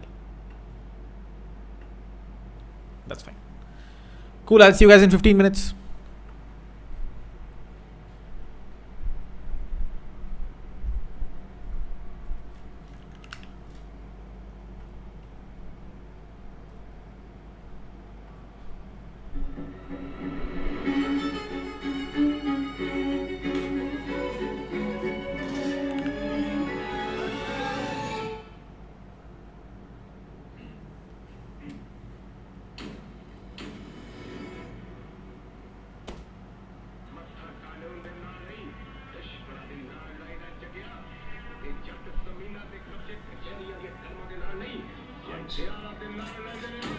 ਔਕੜਾਂ ਤੋਂ ਡਰਦੇ ਨਾ ਔਕੜਾਂ ਤੋਂ ਡਰਦੇ ਪਿੰਡੋਂ ਉੱਠ ਪਊਆ ਬਲਾਦੇ ਆਣ ਪੜਦੇ ਸ਼ਹਿਰ ਆ ਕੇ ਚੱਕੀ ਗਾਲੀ ਜੀਟੀਆਰਾਂ ਨੇ ਪੈਸੇ ਥੇਲੇ ਦਾ ਖਿਆਲ ਨਹੀਂ ਪਤਾ ਰੱਖਿਆ ਉਹਦੇ ਦੀ ਗੋਰੀ ਸਾਡਾ ਹਾਲ ਪੁੱਛਦੀ ਉਹ ਜਿੱਦੇ ਜੱਟਾਂ ਦੇ ਕਿਲੇ ਦਾ ਰੇਟ ਪਤਾ ਲੱਗਿਆ ਉਹਦੇ ਦੀ ਗੋਰੀ ਸਾਡਾ ਹਾਲ ਪੁੱਛਦੀ ਉਹ ਜਿੱਦੇ ਜੱਟਾਂ ਦੇ ਕਿਲੇ ਦਾ ਰੇਟ ਪਤਾ ਲੱਗਿਆ 35 ਦਾ ਕਿੱਲਾ ਆ ਤੇ 35 ਸਾਡੇ ਕਿਲੇ ਨਹੀਂ ਚਾਹੁੰਦੀ ਯਾਰ ਮੁੱਕਦੇ ਆ ਮਿਹਨਤਾਂ ਤੋਂ ਢਿੱਲੇ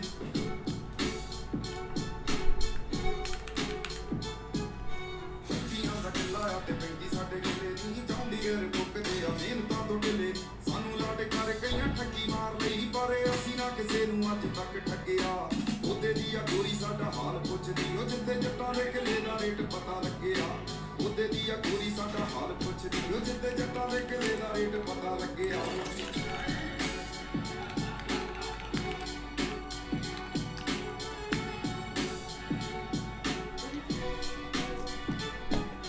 ਸ਼ਹਿਰੀਆਂ ਤੋਂ ਦੱਸ ਹੁਣ ਕਿੱਥੇ ਘੱਟ ਨਹੀਂ ਮਨ ਟੈਨਾਂ ਜੇ ਖਰੀਦੀ ਬੈਠੇ ਰਹਿਣ ਤੇ ਜੱਟ ਨਹੀਂ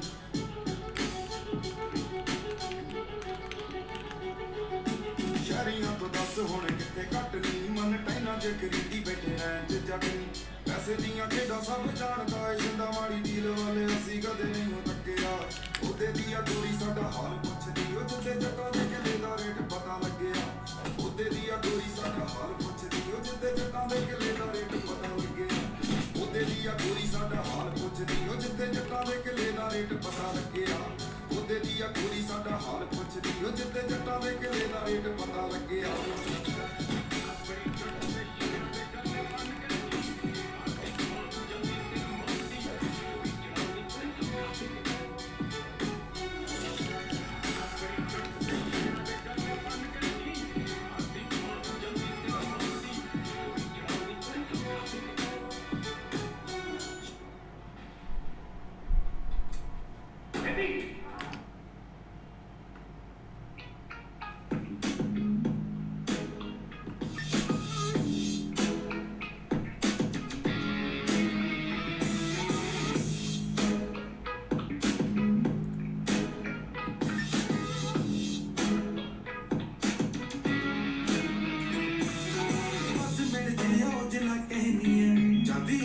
ਏ ਜਦ ਬਹਿਨੀ ਏ ਤੇਰੇ ਸੁਪਨੇ ਸੁਪਨੇ ਹੀ ਰਹਿਣੇ ਨੀ ਅੱਖਾਂ ਖੁੱਲੀਆਂ ਸੁਪਨੇ ਰਹਿਣੀ ਏ ਤੇਰਾਂ ਦੇ ਵਿੱਚ ਦਾ ਨਹੀਂ ਕੋਈ ਮੇਰੇ ਲੱਗੀ ਤੇ ਲੈਂਦੇ ਹੋਈ ਮਰਦਾ ਏ ਨੀ ਮੇਰੇ ਨਾਲ ਕਹੀ ਤੂੰ ਮਾੜੀ ਹੋਈ ਤੇਰਾਂ ਦੇ ਪਿਆਰ ਦੀ ਦਵਾ ਨੀ ਪਿਆਰ ਦੀ ਦਵਾ ਕਿੰਨੇ ਦਿਨ ਹੋ ਗਏ ਨੀ ਸੋਈ ਫਿਰ ਰੱਬ ਦੀ ਤੇ ਨੀਂਦ ਫਿਰ ਖੋਈ ਮਰਦਾ ਏ ਨੀ ਮੇਰੇ ਨਾਲ ਕਹੀ ਤੂੰ ਮਾੜੀ ਹੋਈ ਤੇਰਾਂ ਦੇ ਪਿਆਰ ਦੀ ਦਵਾ ਕਿਤੇ ਕੱਟਦਾ ਜਾ ਪੂਰਾ ਦਿੱਲੀ ਆ ਭੱਜ ਜਾ ਕੋਠੀਆਂ ਚੋਂ ਮੈਂ ਦੱਸਦਾ ਹੰਝੂ ਨਹੀਂ ਰੁਕਣੇ ਨਾ ਅੱਖੀਆਂ ਮੋਟੀਆਂ ਮੋਟੀਆਂ ਚੋਂ ਹੁਣ ਵੱਡੀਆਂ ਗੱਲਾਂ ਮਾਰਦੀਆਂ ਤੇਰੇ ਪਿਆਰ ਲੱਭੇਗੀ ਛੋਟੀਆਂ ਚੋਂ ਮੇਰੀ ਯਾਦ ਚ ਕੰਬਾਂ ਛਿੜਨਾ ਨਿੱਕੀ ਹੁਣ ਹਟ ਜੂ ਕੋਠੀਆਂ ਚੋਂ ਕਦੇ ਵੀ ਕੋਈ ਨੇੜੇ ਨਹੀਂ ਖਲੋਈ ਕਦੇ ਤੇਰੇ ਨਾਲ ਦੀ ਤੋਂ ਪੁੱਛੀ ਸੀਗੀ ਰੋਈ ਮਰ ਜਾਣੀ ਤੇਰੇ ਨਾਲ ਕਹੀਂ ਤੂੰ ਮਾੜੀ ਹੋਈ ਤੇਰਾ ਦੇ ਪਿਆਰ ਦੀ ਦਵਾ ਨੀ ਪਿਆਰ ਦੀ ਦਵਾ ਨੀ ਕਿੰਨੇ ਦਿਨ ਹੋ ਗਏ ਨੀ ਸੋਈ ਫਿਰ ਰੱਬ ਦੀ ਤੇ ਨੀਂਦ ਫਿਰ ਖੋਈ ਮਰ ਜਾਣੀ ਨੀ ਤੇਰੇ ਨਾਲ ਕਹੀਂ ਤੂੰ ਮਾੜੀ ਹੋਈ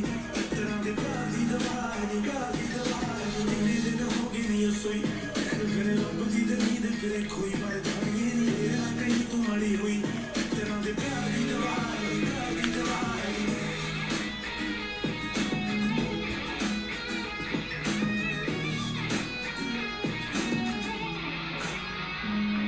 ਤੂੰ ਜਦ ਦੇਖੇਂਗੀ ਅੱਖੀਆਂ ਨੂੰ ਤੈਨੂੰ ਚੜੀਆਂ ਚੜੀਆਂ ਲੱਗਣਗੀਆਂ ਤਾਂ ਸਿਖਰ ਪੈਰਾ ਚੜਦਾ ਹੂੰ ਤੇਰੇ ਨੈਣੋਂ ਚੜੀਆਂ ਲੱਗਣਗੀਆਂ ਤੈਨੂੰ ਤਾਂ ਸਾਹਮਣੇ ਰਹਿਣਗੀਆਂ ਗੱਲਾਂ ਖਰੀਆਂ ਖਰੀਆਂ ਲੱਗਣਗੀਆਂ ਤੈਨੂੰ ਮੇਰੀਆਂ ਨੈਣਾਂ ਲਿਖੀਆਂ ਨਹੀਂ ਕਿਤੇ ਪੜੀਆਂ ਲੱਗਣਗੀਆਂ ਜਿੰਨੇ ਦੀ ਕਰੇ ਤੂੰ ਅਰਜ਼ੋਈ ਤਰ੍ਹਾਂ ਦਾ ਤੂੰ ਔਰ ਡਾਈ ਕੰਮ ਤੋਈ ਮਰ ਜਾਣੀ ਨਹੀਂ ਤੇਰੇ ਨਾਲ ਕਹੀਂ ਤੂੰ ਮਾੜੀ ਹੋਈ ਉਹ ਜਿਹੜੇ ਦੇ ਪਿਆਰ ਦੀ ਦਵਾ ਨੀ ਪਿਆਰ ਦੀ ਦਵਾ ਕਿੰਨੇ ਦਿਨ ਹੋ ਗਏ ਨੀ ਸੋਈ ਫਿਰ ਰੱਬ ਦੀ ਤੇ ਨੀਂਦ ਫਿਰ ਖੋਈ ਮਰ ਜਾਣੀ ਨੀ ਤੇਰੇ ਨਾਲ ਕਹੀਂ ਤੂੰ ਮਾੜੀ ਹੋਈ ਤੇਰਾਂ ਦੇ ਪਿਆਰ ਦੀ ਦਵਾ ਨੀ ਪਿਆਰ ਦੀ ਦਵਾ ਕਿੰਨੇ ਦਿਨ ਹੋ ਗਏ ਨੀ ਸੋਈ ਫਿਰ ਰੱਬ ਦੀ ਤੇ ਨੀਂਦ ਫਿਰ ਖੋਈ ਮਰ ਜਾਣੀ ਨੀ ਤੇਰੇ ਨਾਲ ਕਹੀਂ ਤੂੰ ਮਾੜੀ ਹੋਈ ਤੇਰਾਂ ਦੇ ਪਿਆਰ ਦੀ ਦਵਾ ਨੀ ਪਿਆਰ ਦੀ ਦਵਾ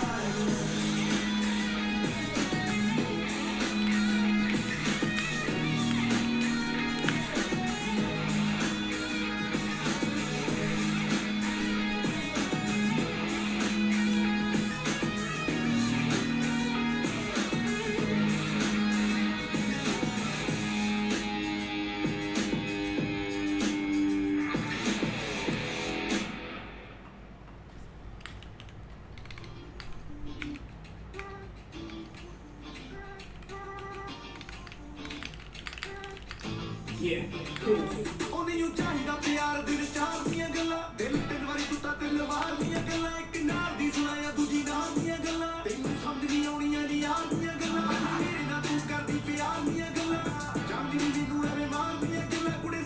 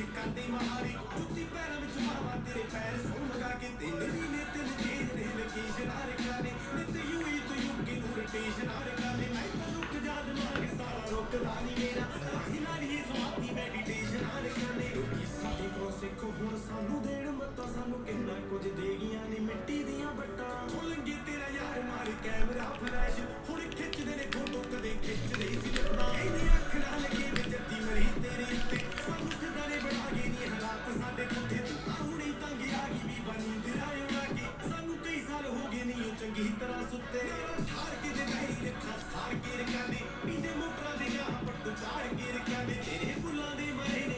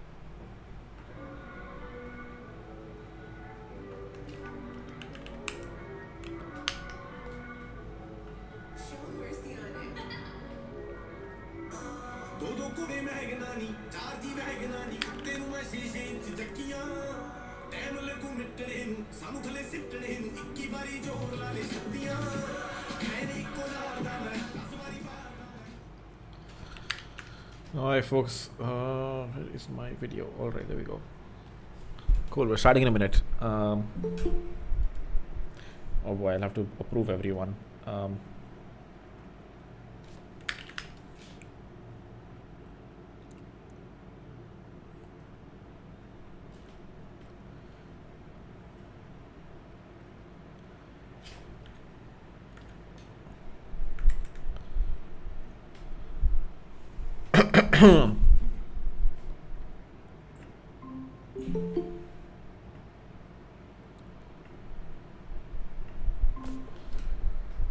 Alright, hey folks, we'll wait for everyone else to join. We will start in like a minute or two for everyone who's here.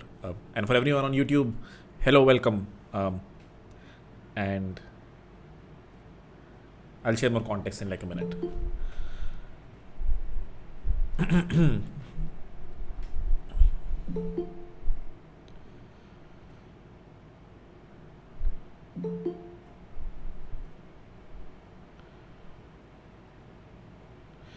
Yeah, it's going to be really hard to admit everyone. All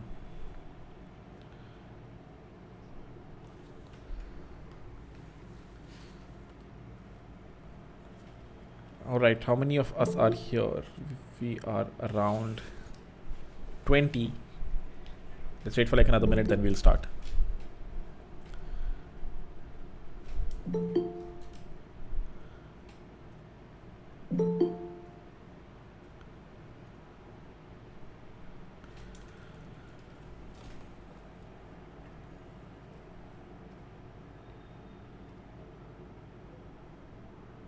I think we're 29, 30, there you go. So we have 30 people finally. I think a few TAs might join as well. There you go. So cool. I'm talking in two places. So let me just, basically think of this as me talking to you 30 folks as well and everyone on YouTube. I'm going to do a little bit of orientation here and then we'll move off to, a private Google Meet. Long story short, Super30 was a random tweet that I put out a few weeks ago. This was basically to just find the top 30 people who are good, decent, whatever you want to call it. I think they're like pretty decent, everyone here at what they're doing. Just require a little bit of polishing, /learning /whatever before they can get jobs. Most people here do not have a job. Some people do. I think is my current guess. I could be wrong. I took all the interviews. This was a long filtering process, and if you weren't able to get in, I'll try to share as much as possible here, and hopefully after this one we have another one. I don't know yet. But long story short, if you did not get in, it's fine. And whatever are the real alphas, I'm happy to share them on YouTube as well. With that, let's start the orientation for the first Super 30 batch. The goal is for Super 30 to be very actionable. It's almost like you have one-to-one access to me. But if you are in this batch, there are certain expectations from you. I've just written them out here. And if you feel any one of these you cannot do right now for whatever reason, just let us know, and we'll get you in the second batch or someplace else. So I think these were all shared upfront before Super 30 was started, when the interviews were going on as well. But let us know if any one of these is difficult for you right now, and we'll figure out how to go from there. For everyone on YouTube, we currently have around 32 people. There are like 27 we selected, few TAs that joined, and a few people who DM'd. The long story short, we have like 32 people. I don't know if they will stay 32, considering it's online initially and eventually might be offline. There's high probability it goes offline, and it's very easy to drop off online. So we will see. My guess is people drop off, at least some do, and it'll be very easy for us to filter out who's doing that based on the contributions. Long story short is that we've picked out around 10 projects. I've shared them already in Super 30. Didn't really feel like sharing them here. Doesn't matter. I'm happy to as well. They're all tech projects, big businesses, call them clones, whatever. Projects, ideas that I think can lead to a lot of learning. Are good projects to put on your portfolio, whatever. But more than that, when you're trying to build them, you will have to Google a lot, chew a lot of glass before you can actually build the thing. Unless, of course, you're a super duper developer, which, well, you 30 people are not yet super duper. I mean, you're pretty close, right? So whatever is left to make you there or get you there is present in these projects. I've already shared the list yesterday. I see full attendance right now, so I'm super happy about that, considering it's online, and all I did was pinged on Slack. But since everyone's here, hopefully the momentum remains the same. Goal is that you guys pick one of these 6 projects, and I wouldn't say I'll be leading every project. The hope would be one of you ends up leading it, but I'll be there. I understand how every of these projects can be built, maybe barring one or two, which was just a random idea that I thought of. But most of these are very simple to build for people, like for senior engineers, and hopefully for you guys as well already. So let's quickly hash them out in, let's say, a month.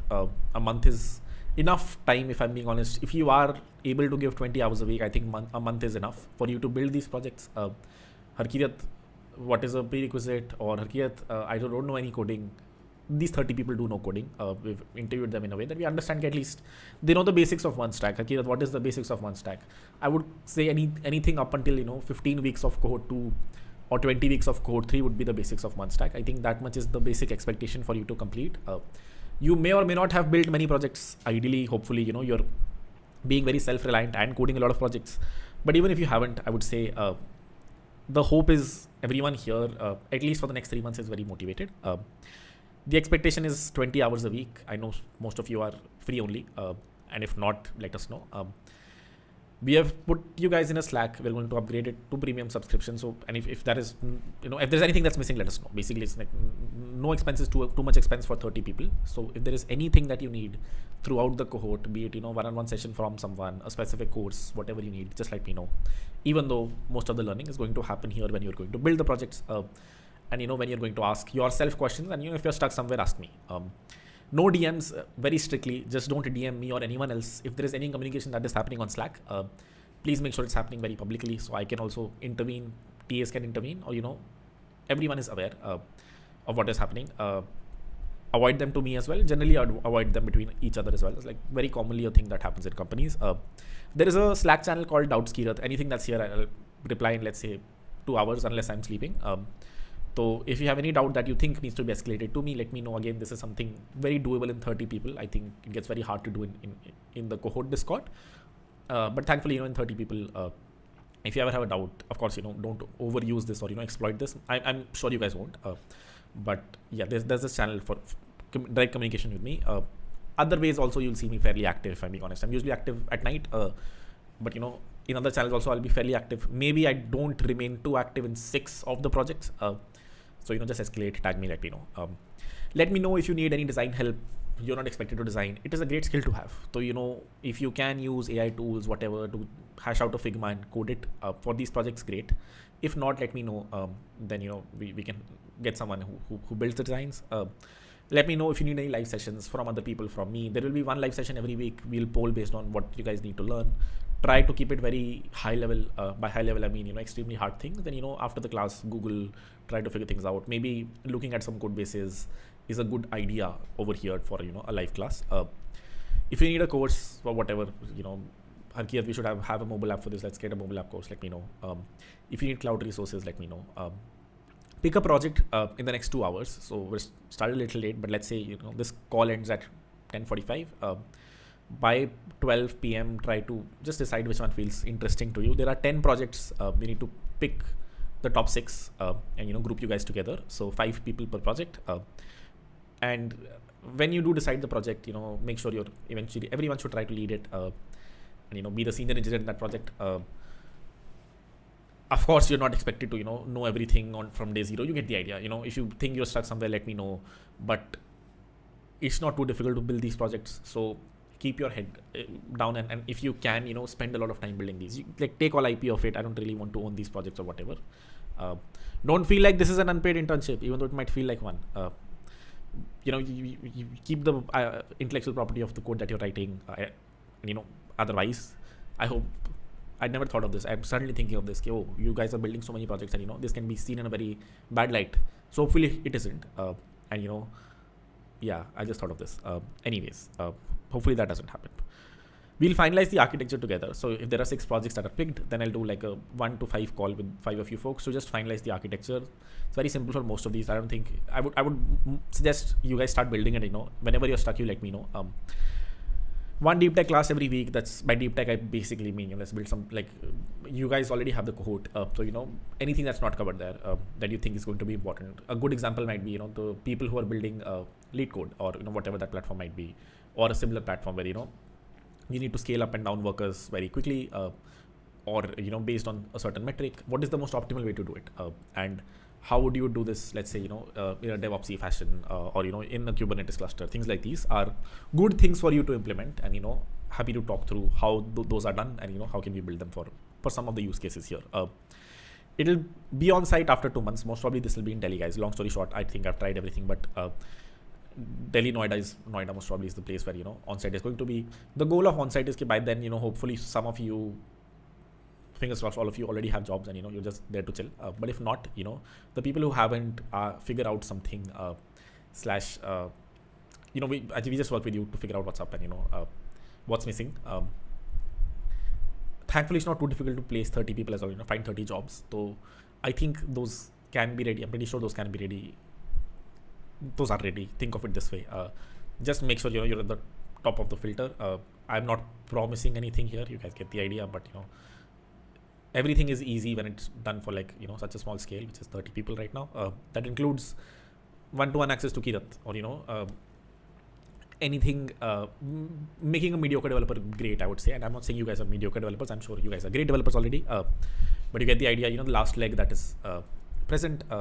If you guys focus enough, basically, if you can give 20 hours a week, that's good. And it's very easy for us to know that's happening or not. So if not, let someone else take that spot, and eventually you can always come back. I'm mostly active at night, 10 to 2. Ping me, let me know if you have any questions. Again, try to figure a lot of things out yourself. But if you're stuck on something for more than, let's say, half an hour, that's still the cutoff. If after 30 minutes you're not able to figure out something, let me know. If that happens consistently, and these are very beginner-friendly doubts, then we'll have to talk. But hopefully that only happens for some extremely hard problems. Getting in here is nothing to celebrate. That's why I'm not sharing names or whatever. Don't tweet out that you got into Super30. I don't think getting here is an achievement at all. It's like celebrating on raising VC, which makes no sense because you haven't really built the product. You haven't yet reached success. I know a lot of you are already very anxious for jobs, so let's get one and then feel free to celebrate as much as possible. We know your salary expectations. When we talked, that was one of the filtering criteria. Of course, we cannot get you 2 CR jobs. So whatever your criteria were, hopefully, we can find companies for you. In a month, we'll start the referrals based on, whoever we can see clearly is doing good, we'll refer somewhere. And we are going to do project. discussions after this, or make sense. Yeah, so after this I'm going to very briefly share about the projects, take some time, figure out what you like, find a team of 5 people, and then go from there. High level, there are going to be 6 projects, 5 people each in one project. If you want to learn DevOps with me, if you want to learn Kubernetes, don't pick any of the projects and just work with me directly in deploying all of these projects. I think 1 to 2 people will just be needed to make sure everything is deploying smoothly. One problem that I see a lot in our repositories is a lot of code getting merged but not enough deployments. So we need to smooth out the process for all of these projects. And the other is, there is one project some of you might have seen which requires writing a smart contract. What was this one? I totally forgot the project. Yeah, HODL. So this also is a unique sort of skill. So for this also, if someone is super interested, wants to be a smart contract engineer, I'll happily work with you as well. 2 to 3 people can own this. Everyone else can just pick one project and go from there. That's pretty much it, guys. Like, there's nothing too theatrical happening here anyways. It's going to be super boring. That's how most of the learning process is.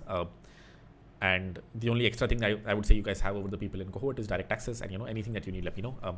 And wherever you're stuck, the biggest problem I guess is building a project, be it professional or otherwise. Whenever you get stuck, you're stuck and you leave it.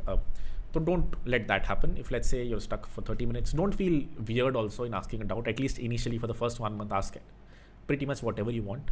If there are too many doubts, we'll get another TA in. But the hope is, okay, initially I take a lot of your doubts, and then we go from there.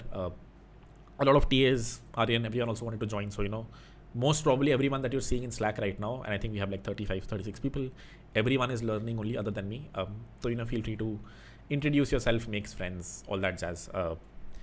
And the end goal is basically getting everyone, like, this is like too big of, you get the idea, right? Hopefully some of you guys jobs, hopefully some of you guys GSOC, who were in college, whatever your goals were that we discussed when we were, doing the call, pretty much something along those lines.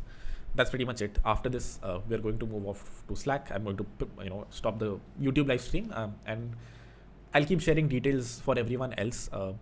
When we were starting this, I think the biggest problem that came was 30 people happy and a lot of people unhappy. So don't feel unhappy. This has been a very weird process. You can never be very sure of who you're selecting, who you're not selecting, and of course there will be problems. But hopefully we become better at this, and the second batch, if there is one, we do better interviews. I can tell you that never happens, if there's such a big filtering pool, you somehow filter out and find people. But hopefully eventually, if you weren't able to get in this time, the only thing I would suggest is, up until week 15, week 20, make sure you're able to create projects, maybe try contributing to one of our repositories. Those will help. Talk to anyone who's getting referred. That helps. And that's the easiest way for us to find talent. Cool. That's all I had, guys. Thank you everyone on YouTube. Now we'll move off and discuss a few projects on a Google Meet. No reason to keep it private. It's too early to celebrate anything or put anything out there. Orientation I've put out. Eventually, if there will be, I think, important classes, we'll put them out on YouTube as well. Cool. Thank you everyone for joining. And I will see you guys, the YouTube folks, eventually at some other point in some live stream very soon. And for everyone in Super30, let's feel free to turn on your cameras and mics, and we can go from there. All right.